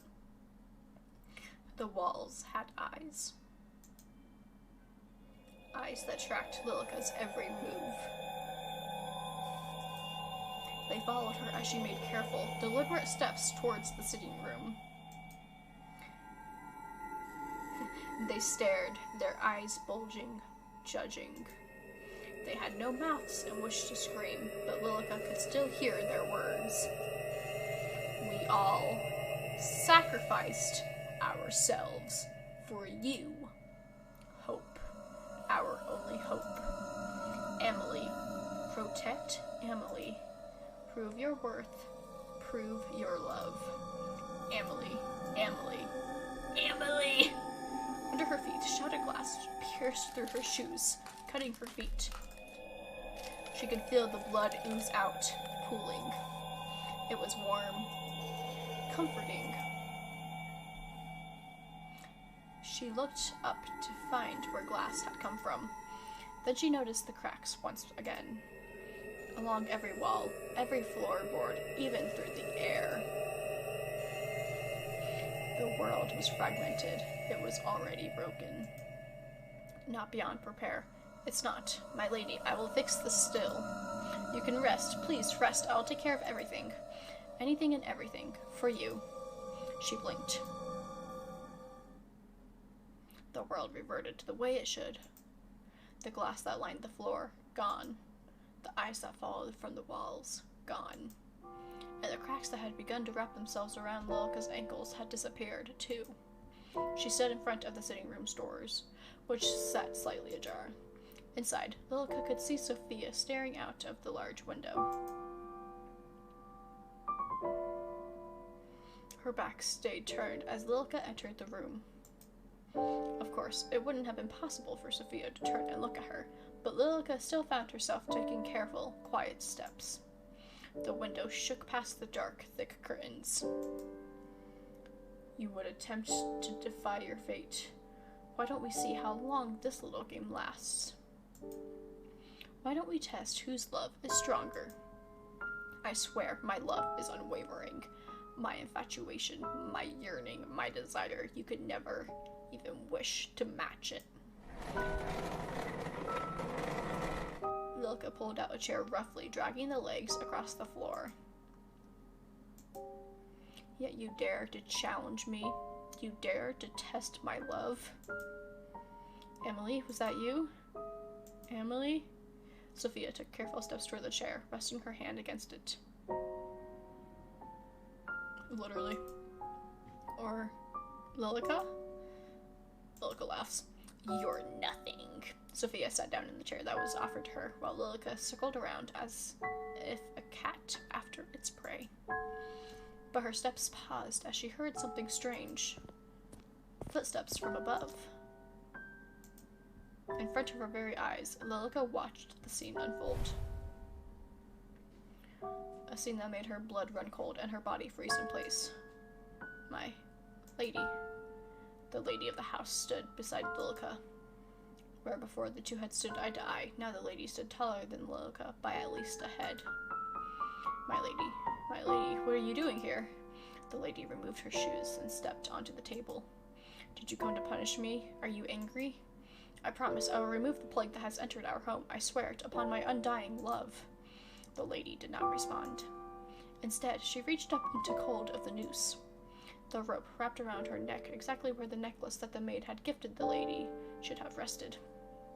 Exactly, gotta hide the evidence and be polite. Join me. Her eyes locked onto Sophia's. Her hand was outstretched, waiting to be taken. Why won't you look at me, my lady?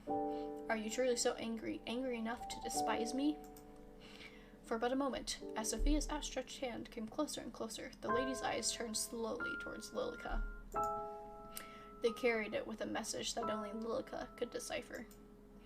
Lilica's body shook. It trembled and trembled until she could bear it no more, and she ran from the room as fast as her legs would carry her. If the hallway still had eyes, they weren't fast enough to follow Lilica. I think Lady disapproves of Sophia in the sense that she's asking Sophia to join her in death. The floorboards, as if made of quicksand, threatened to suck her up and bury her deep within the house. Her feet felt heavy and leaden. Every step was as painful as that brief glance. She raced through the hall and up a flight of stairs. I mean, Lilica seems very successful in hating Sophia. Past the stained glass window, which left a myriad of colors over the carpeted steps, and past the doors that led to the master bedroom in Emily's room. Closer, closer, until she arrived at a bookcase. She pushed it to the side and entered the hidden room. The room behind the bookcase was small, and not a single window faced outwards, thus the room was near pitch black. Each wall was plastered with handwritten letters. Handwritten letters clearly for Lilica alone. Her eyes, frantic, finally started to calm as she took in the words. Her words, words left to her, for her, only for her. Lilica's eyes settled on a particular letter.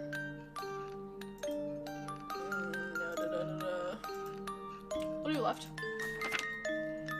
Dear Lilica, how wonderful to hear that you're doing well.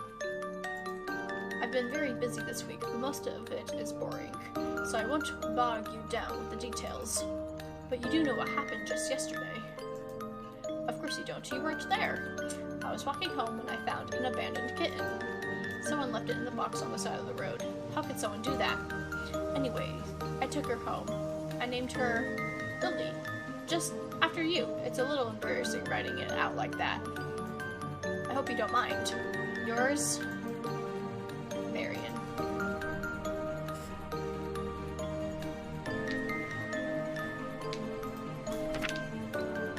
Dear Lilica, I've spent the past week studying.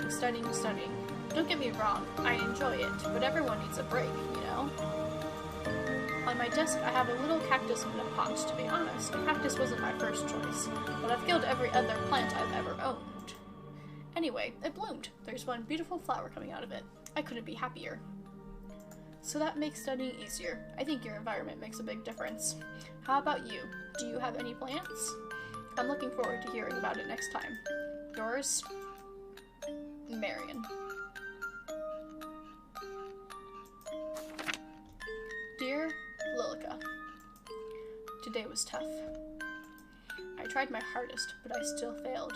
Don't you think life is unfair sometimes? I wish trying hard enough was all it took to succeed. Sorry, I'm winging, aren't I? I came out of my interview and it was raining. I thought just my luck, but something interesting happened. A rainbow in the distance peeked out from behind the gray clouds. It reminded me of you. And then I felt a little better. I hope we can meet soon. Yours, Marion.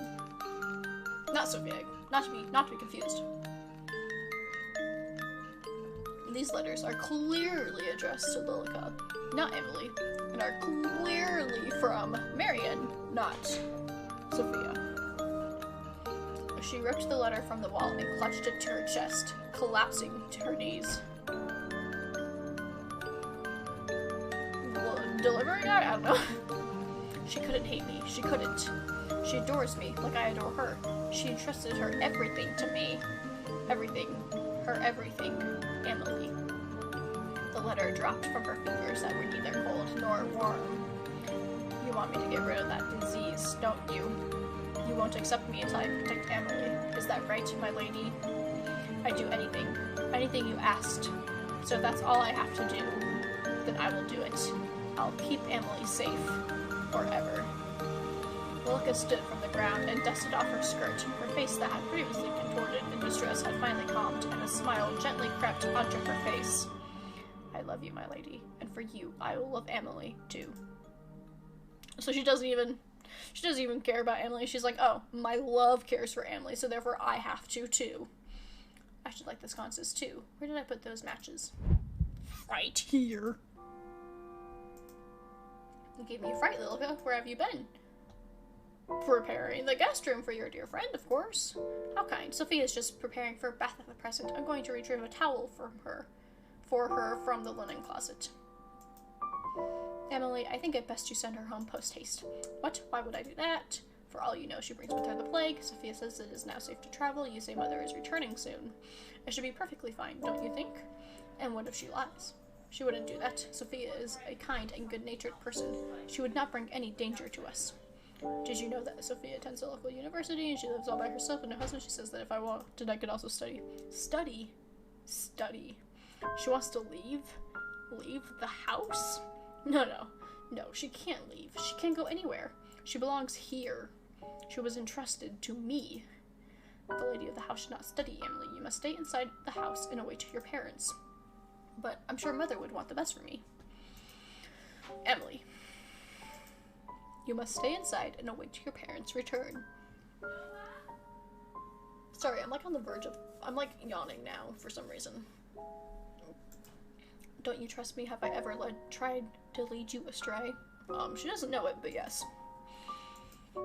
I was just thinking that perhaps it truly is beginning to seem safe. Plague runs rampant, but any notion of leaving or staying away for now. For now, it's just you and me. I'm glad you're here, as am I. The towel, let me go retrieve it. Go ahead. Alone, Lilica stared at the bathroom door, which was shut tight. Behind it, she could hear the water running. She could picture Sophia's body, slowly shredding its layers of clothes before she stepped into the hot water. Hold on, there's people talking.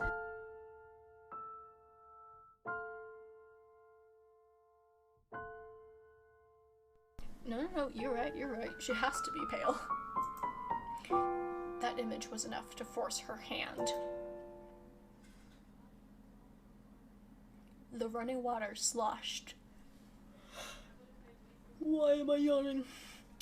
Into the steel-lined wooden tub. A state of the art system. No one else in the country owned anything like it. But how many years ago was that? How long had it been? Sophia leaned over the sink, her bone-white knuckles grasping either side of it. Her back was turned to Lilica. I think it said it...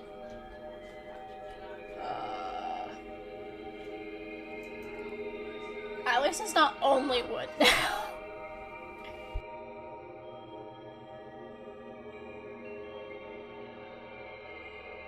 Oh, that's what called me. At least it's not only wood now. It's not completely... Well, yes, but it's still slightly metal. Hasn't completely changed. If she wanted, she could stab her in the back and be over with it. No. I need to keep Emily's trust. She needs to leave, or go somewhere she'll never be found. Or do it herself. Sophia lifted her face to the mirror, then froze. Her eyes bored into it, as if she was seeing something she shouldn't. Lilica stared back, unmoving. Leave already. One step at a time, maintaining eye contact through the mirror, Lilica crept closer and closer, until the two were nearly touching. Why do you want to take Emily away? Can't you see that she loves me? Me, not you. Your words are poisoning this household. If you don't leave, I'll kill you. I'll have no choice. I'll just kill you. Where are you? Sophia looked around, her eyes didn't focus on any spot in particular. To her, Lilica was gone. Oh, I guess I could have done it there. Yeah. Lilica walked towards an open cabinet and pulled something out.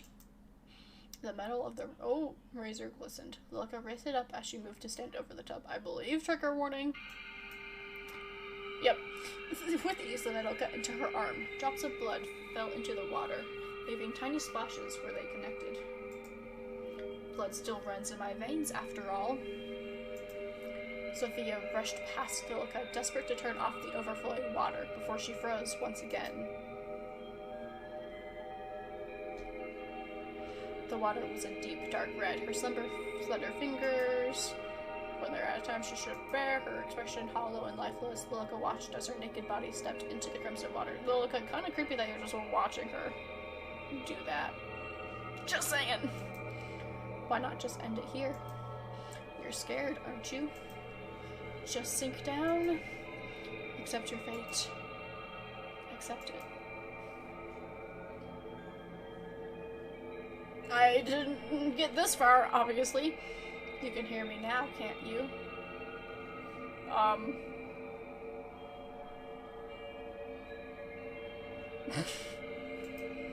Why not just end it? You're scared. You're so terrified. You just came here to see your friend, and look at what's happened to you. Emily. Yes, Emily. Emily, where did you go? Where are you? Emily, I want to see you. Shut up. You don't deserve to speak her name. You don't deserve to be in her presence. Why don't you just give up? Just sink deep into the abyss. Isn't it inviting? Sink. Right. I should. Isn't the water so warm and inviting? That's right. Just sink down into it. Then you'll finally be able to rest. Emily. You? A knock came from the door. Lilica's widened eyes went from the door to the young woman in the bath, then back again. Lilica's like, oh fuck, gotta go. Excuse me, I'm coming in. Lilica ducked behind the folding screen just in time to hear the door open. Sophia? I knocked but didn't hear a reply. Brought your towel.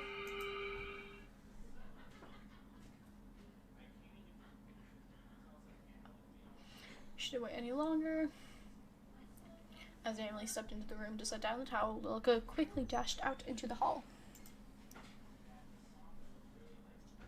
Come on, Lilica, you missed the best part. Huh. Before Lilica had a chance to even catch her breath, the bathroom door opened once again, and Emily stepped out with flustered cheeks. Did you tell her that she must depart? No, Is something the matter? Are you feeling unwell? Your face is bright red. Sophia will stay until she decides to leave. No, she must leave now. Tonight. No longer. As you wish. I'm sorry, Lilica, but believe it is only fair after she traveled so far, and she is my friend. That woman, that siren. Look what she does to our Emily. I will finish preparing the guest room. Let me come help. Sophia, when you're done in there, you can come to your room. From the other side of the door, Sophia's voice came in return. Okay, thanks, Emily.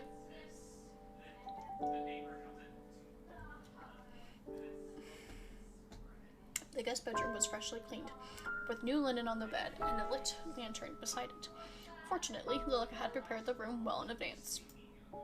You did a fine job of preparing the room so far. Thank you, Lilica. Anything for you. I was thinking, tomorrow, if the rain has cleared up, so long as we use the greenhouse. By now, a dozen cracks stemmed from a dozen other cracks, filling the entirety of Lilica's world. At any moment, even a breeze would make everything collapse. Didn't we already speak of this? We cannot leave, you know this. You may sit by the window, yes. I see you're done with the bath. Lilica crossed her arms over her chest, anger already rising in her chest.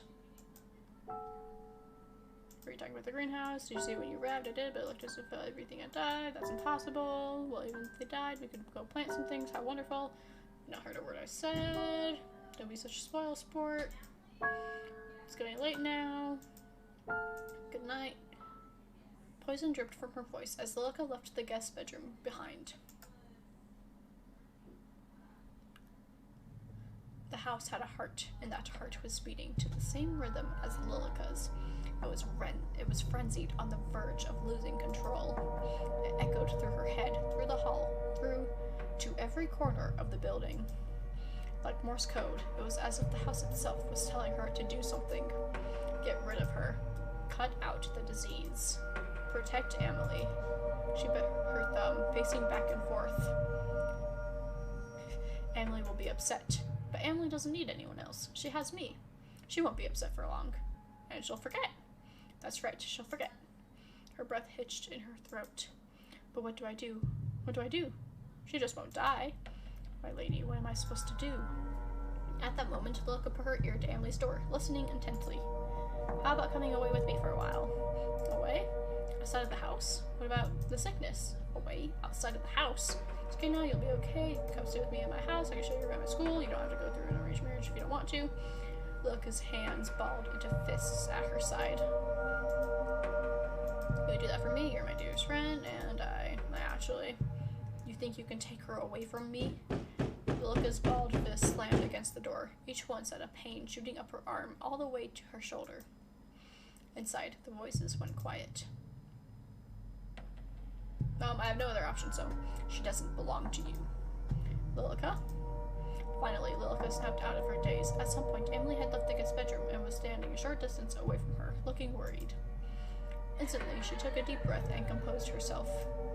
But her heart still beat as loud as a drum, and the cracks that seemed to be centered around Emily were still spreading at an increasing rate. It is late. You should retire to your bedroom. Yes, I shall. It's nice having someone else around. I hope we see mother and father soon. I'm sure we will. Shall I see you to bed? Yes, please. The hallway's darkened. The hallway was darkened, with only a few sconces and candles lit along the way. Gaslight, gatekeep, grow boss! And Lilica relished in it. On a night like this, long ago in the past, she had sealed her fate, along with Emily's. And tonight, she would seal the fate of yet another person. The two rose up on the grand stairway, side by side. Moonlight drifted in through the stained glass window. This seems to be the only place free from those cracks. If she squinted, she could almost see it, almost hear it. That head, hitting each step with a loud thunk. Those eyes would never open again to look upon a woman with scorn. That hand would never be raised to leave a mark on pristine skin. The sound filled her with joy, and the thought of repeating that fateful night left her footsteps light with excitement.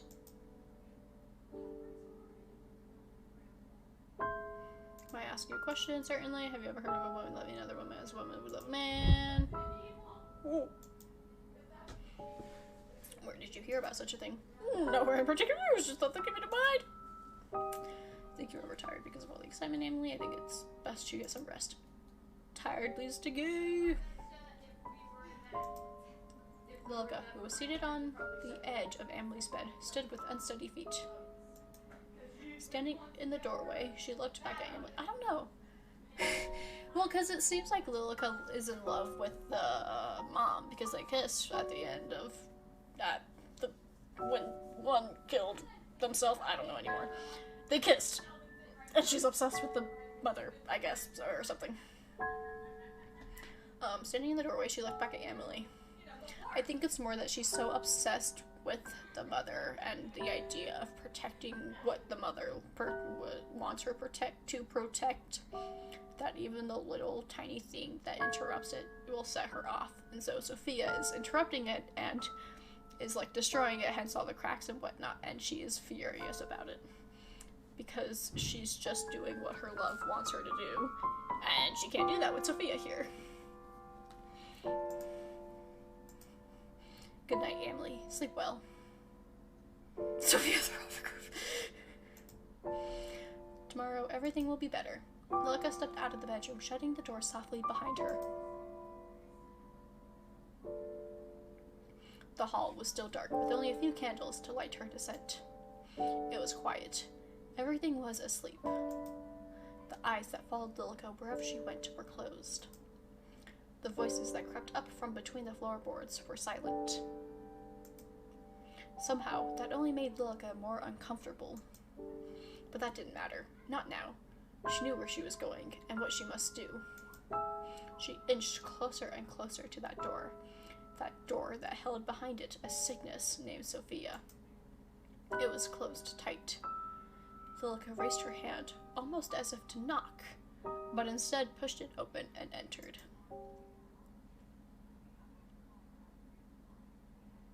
Just as the hallway was dark, so was the guest bedroom.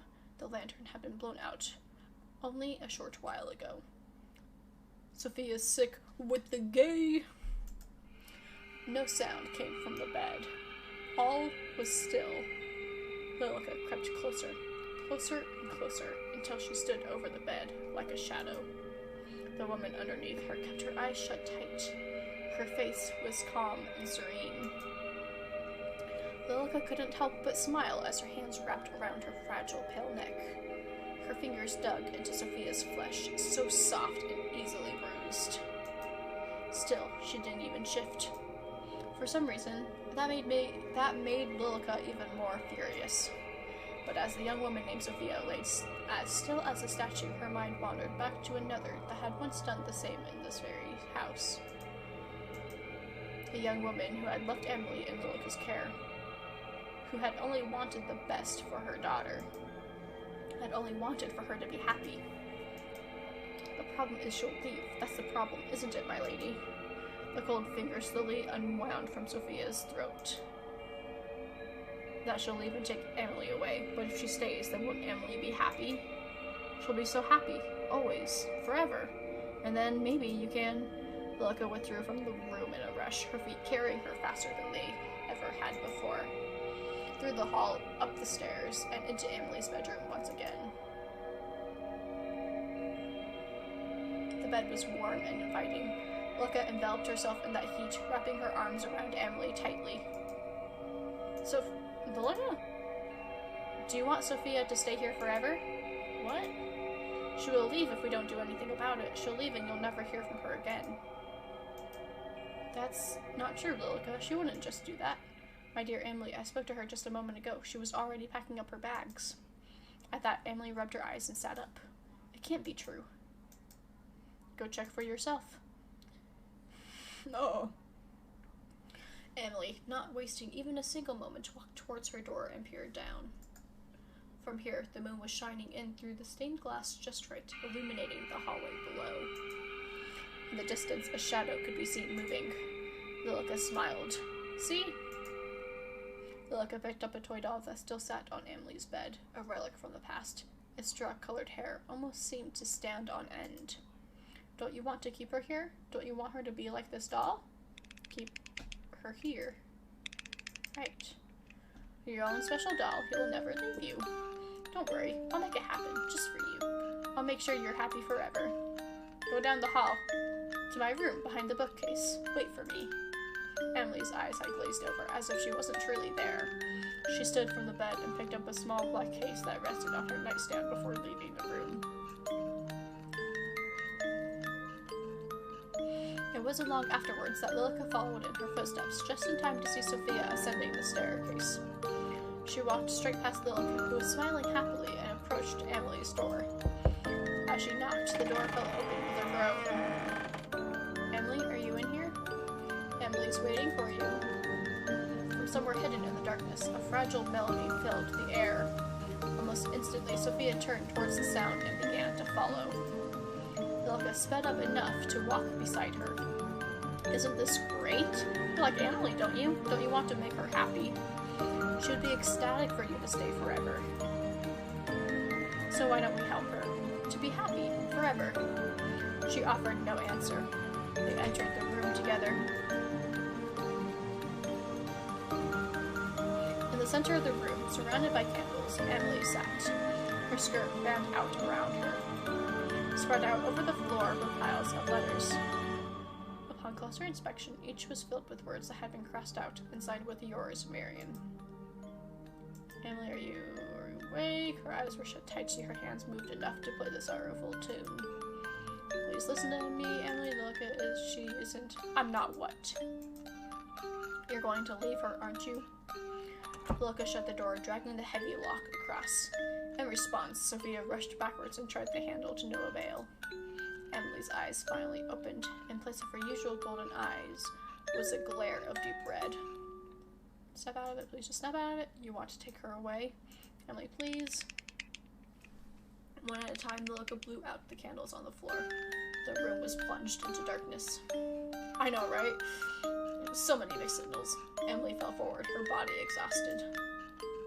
It's nice to meet you, Sophia. I'm sure we're going to have a fun time living together. Since you will be staying with us after all, right?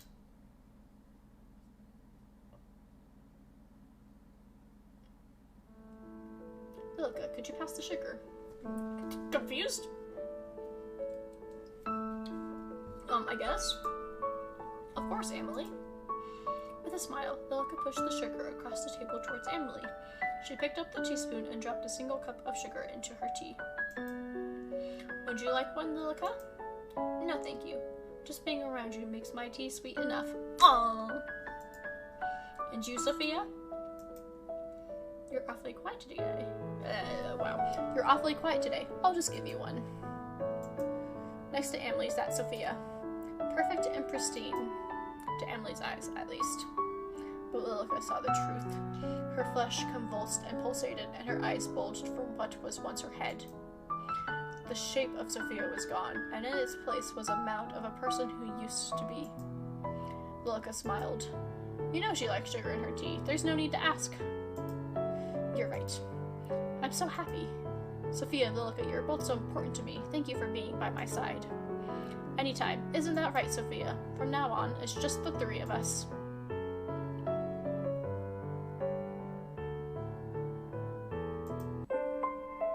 So let's try.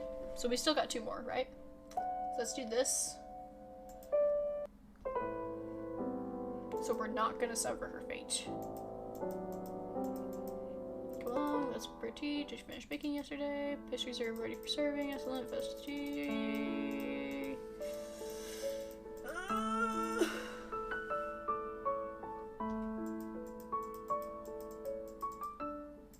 Walls and eyes that trapped.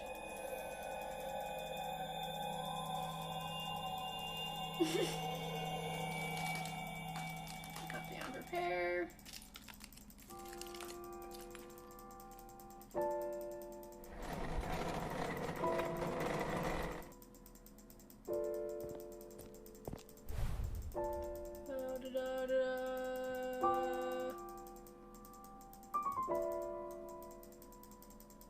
I should probably just press the skip button.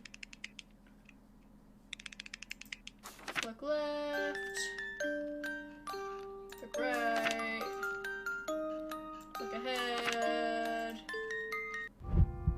Ooh!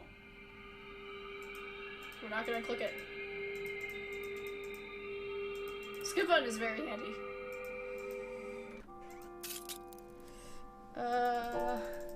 It's just that I don't know if I'll miss something though. That's the thing, because I think I've skipped before and then I've missed something. What was I saying? I forgot what I was answering. Allow or deny? What was it before?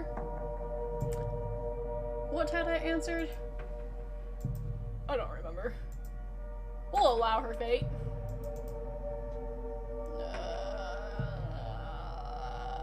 Just kidding. Well, I'll deny her fate. Just kidding, it made no difference. Good night, Emily. Tomorrow everything will be better, so sleep well. Went back to the guest room and put her ear to the door. No sounds could be heard from behind it. Then she noticed something. Someone else, walking down the hallway unsteadily. Lilica followed closely behind. Through the darkness, the other person was only a shadow, their features obscured and hidden. Hold on, let's back up a little bit. I can't leave, because... Oh, that's all the way. Ah!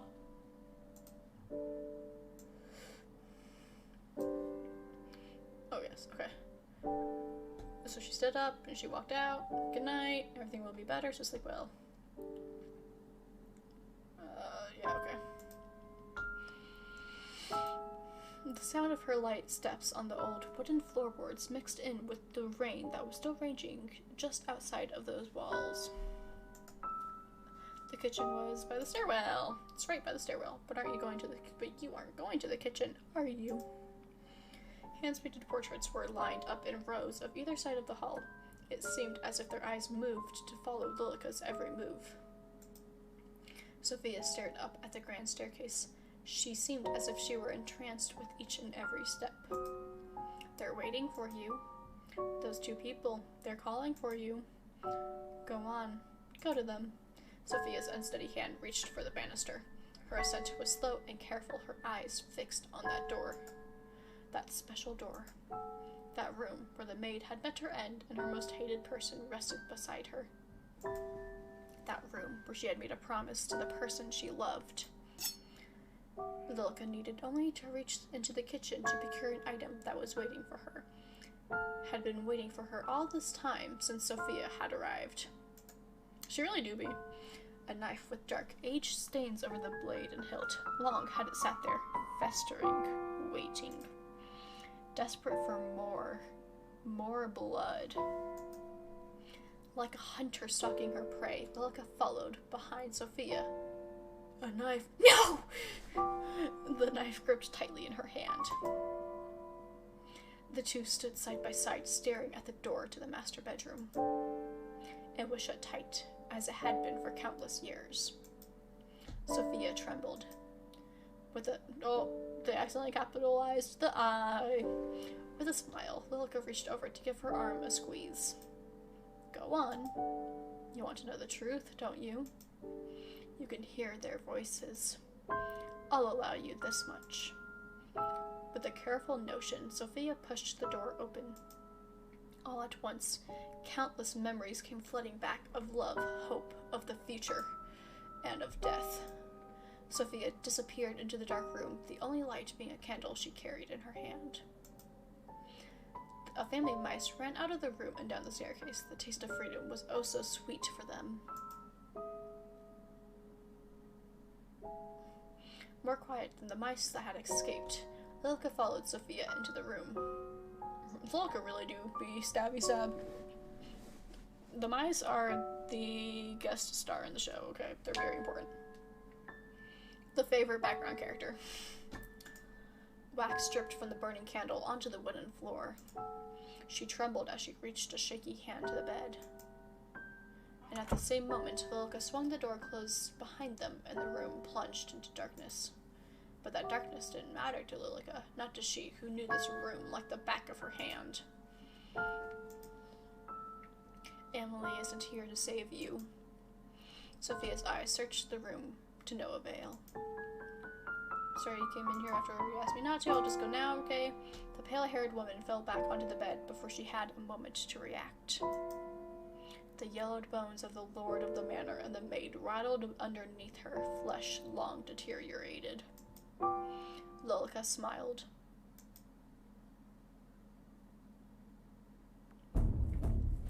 how long it has been since I last saw myself truly. Scream. It looks like we're finally meeting Sophia. Kinda good. With a leg on either side of her, Lilka held Sophia down to the bed, still smiling. She tried to squirm, to escape, to run free. Her eyes were filled with terror. You won't take her away from me. Sophia's scream became a muffled cry, before finally extinguishing fully.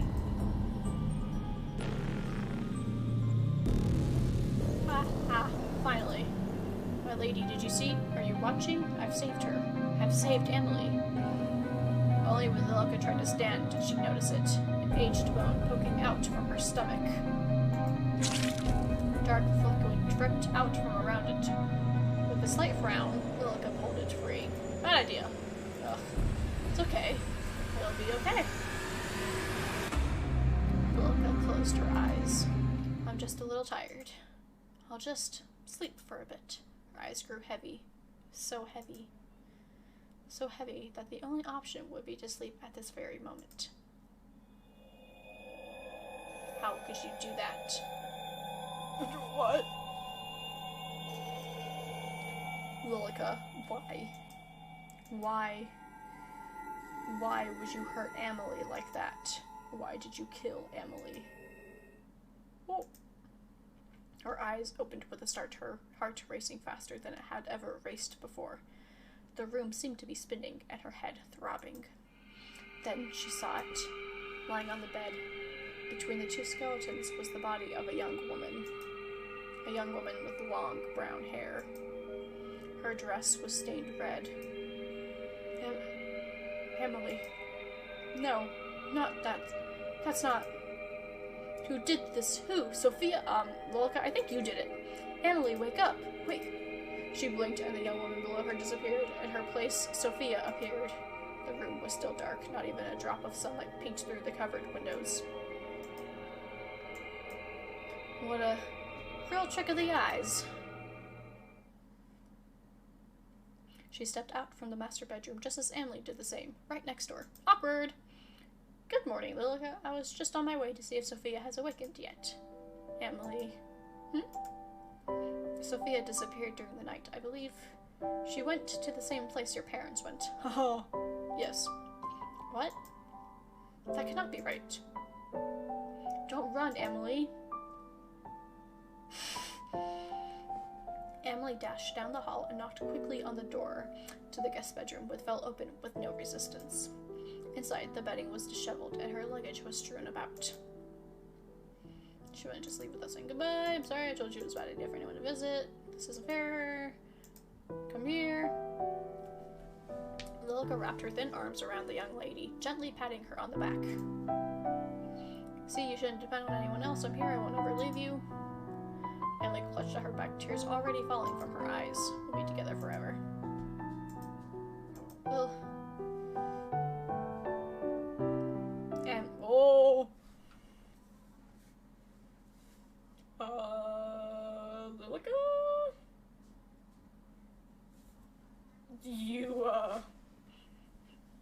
You good?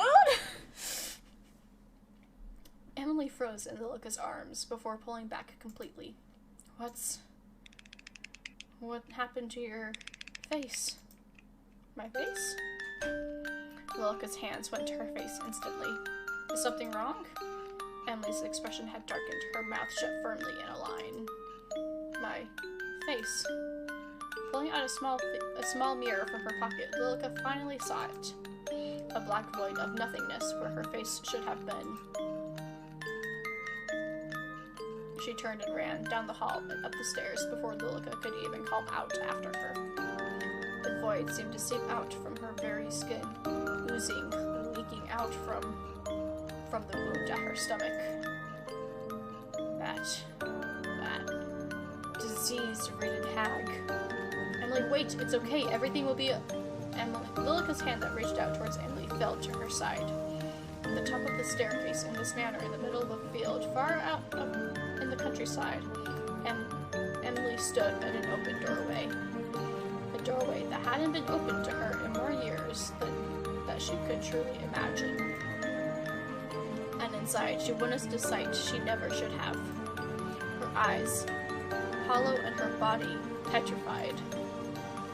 Sophia... Emily, this isn't... Stay away from me. Her long brown hair cascaded out around her as Emily rushed into her bedroom, slamming the door behind her. Lilica rushed up the staircase, banging her fists against the locked door. Emily, this is all a misunderstanding. She wanted to hurt you. I saved you. She fell to her knees, her fists still pounding on the wooden door. A muffled sob came from within, then silence. The void surrounded Lilica, flowing from her wound and wrapping itself around her body. She curled into a ball. The sound of a chair hitting the ground inside the bedroom was the last sound Lilica heard before her eyes closed and she became one with the void.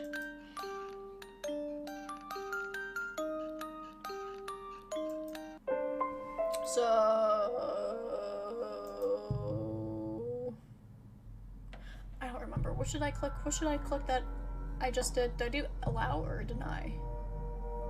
I think I did deny, right?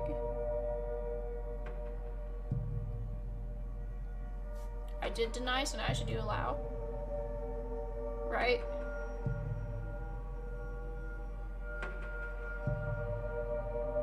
Okay. Doesn't skip. Hold on, I'm gonna type did deny. Actually, I'm gonna type selected allow so that I remember. Sudden pain went through Lilica's, or as her hand rested against the door, a sudden pain went through Lilica's cold heart. She's important to you, isn't she? Of course. Okay, so I think we did do deny, because I don't remember this. Her words have always been something that have brightened my day. Even if she were to leave. Leave? Well, I believe she'll leave eventually, Lilica. There's little choice, really. All I can do is hope she'll visit again. Lilica's like, fuck you, right? I see. Good night, Emily. Sleep well. Whatever Emily said in reply was lost in the darkness as Lilica stepped out of the bedroom. As she left the room, she noticed it. A dark shadow stalking through the night, slowly creeping through the hall. Lilica frowned. I don't think there's any ending where Sophia survives. Hate to break it to you, but, yeah. My lady, you must forgive me. I've rarely seen Emily so happy. But she cannot stay. No, she must leave immediately, and I will make her.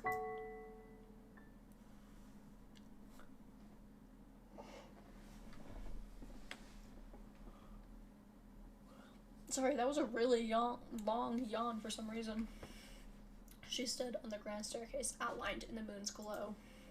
Sophia, you can't see me, can't hear me, but you can sense me, can you not? The shadows paused, her eyes going up to the staircase, and there she saw a shadow warp strangely across the carpeted steps. You will leave this place immediately, and you will never come back. Lilica? The blonde girl pushed a vase from a step, and it crashed to the ground below, smashing into tiny pieces. Oh wait, this might... Sophia might actually live in this one, simply because she leaves before anything can happen. Sophia jumped in response, a shiver running down her spine. I won't warn you again. Leave. Slowly and unsteadily, Sophia crept up the stairs until her face was almost close enough to touch Lilica's. Is that you, Lilica? In a small motion, Lilica dropped something from her sleeve. It clattered to the ground at Sophia's feet. She gripped at her shirt even more tightly. This is your last chance. I don't care whether you live or die. This is only a favor to Emily. As if her nerves had finally got the best of her, Sophia turned on the spot and ran, back down the staircase and into the dark hall. Lilica followed behind her, slamming doors and knocking things down to the ground. Sophia, too scared to even turn around, ran as fast as her legs would take her until she reached the front door. Instead of being locked and closed up tightly, it sat open as if waiting for her to leave. She didn't waste even a second more. And she was gone. She's gone. Gone. I did it. Emily, I did it! You did what? Oh! Oops.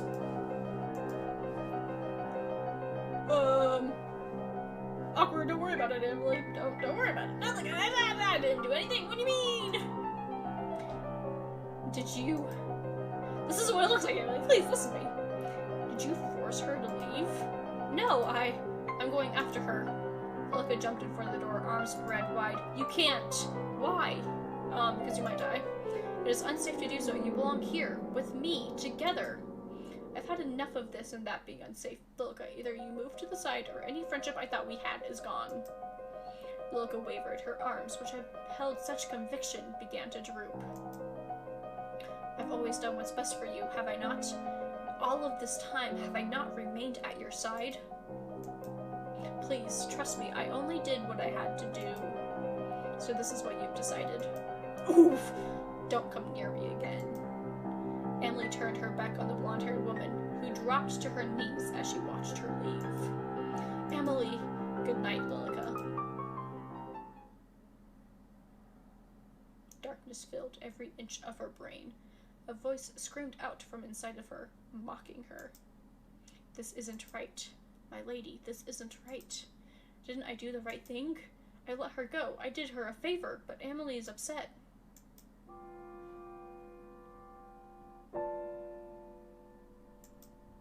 Her lady offered her no answer.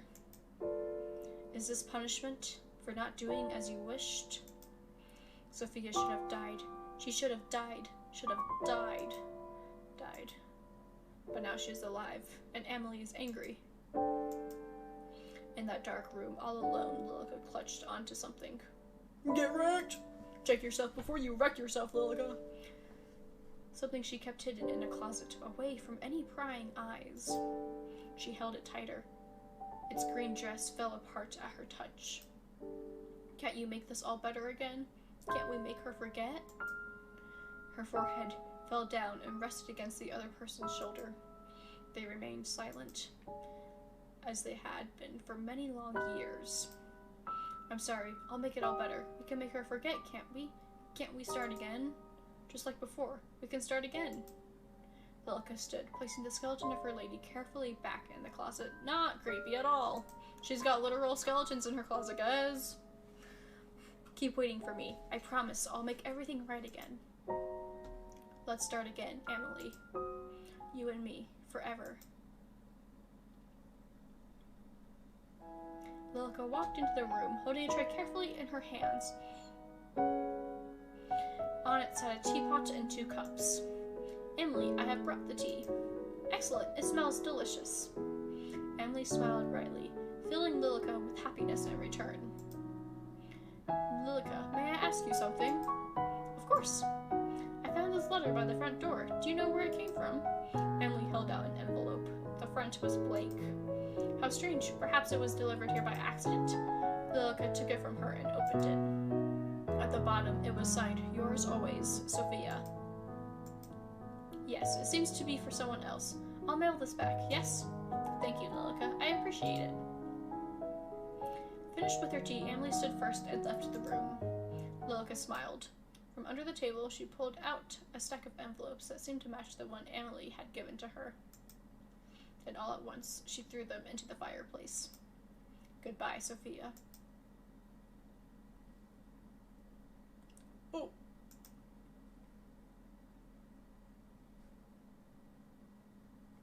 Hello?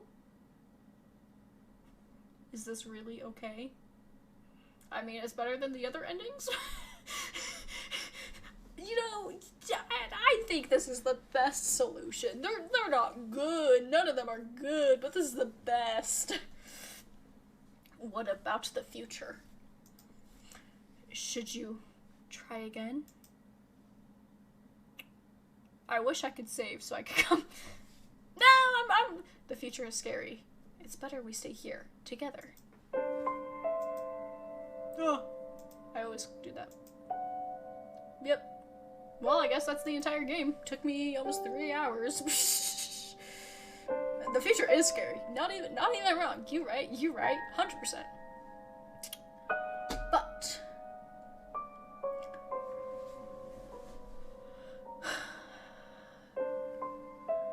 I know there was another game that I hadn't finished, but I can't think of what it was.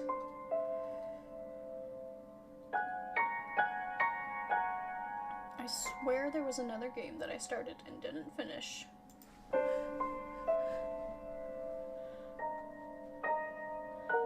Mortician's Tale. That's what it was.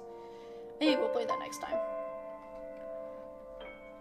Well, thank you, my guy, for joining me.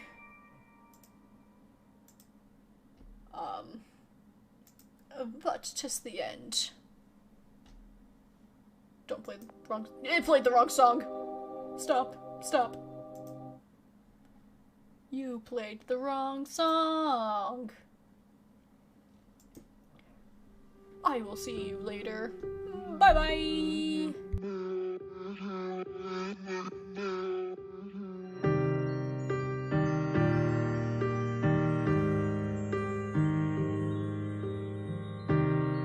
Oh, I'm gonna grab someone to raid. That's what I'm gonna do. So, we'll be raiding someone. I'm not sure who, but we will.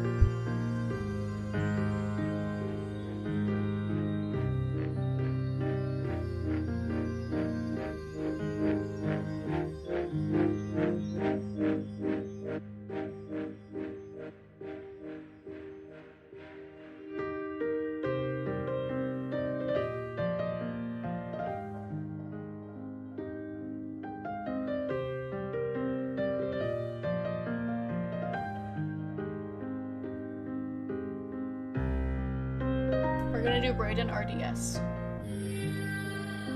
He is Canadian.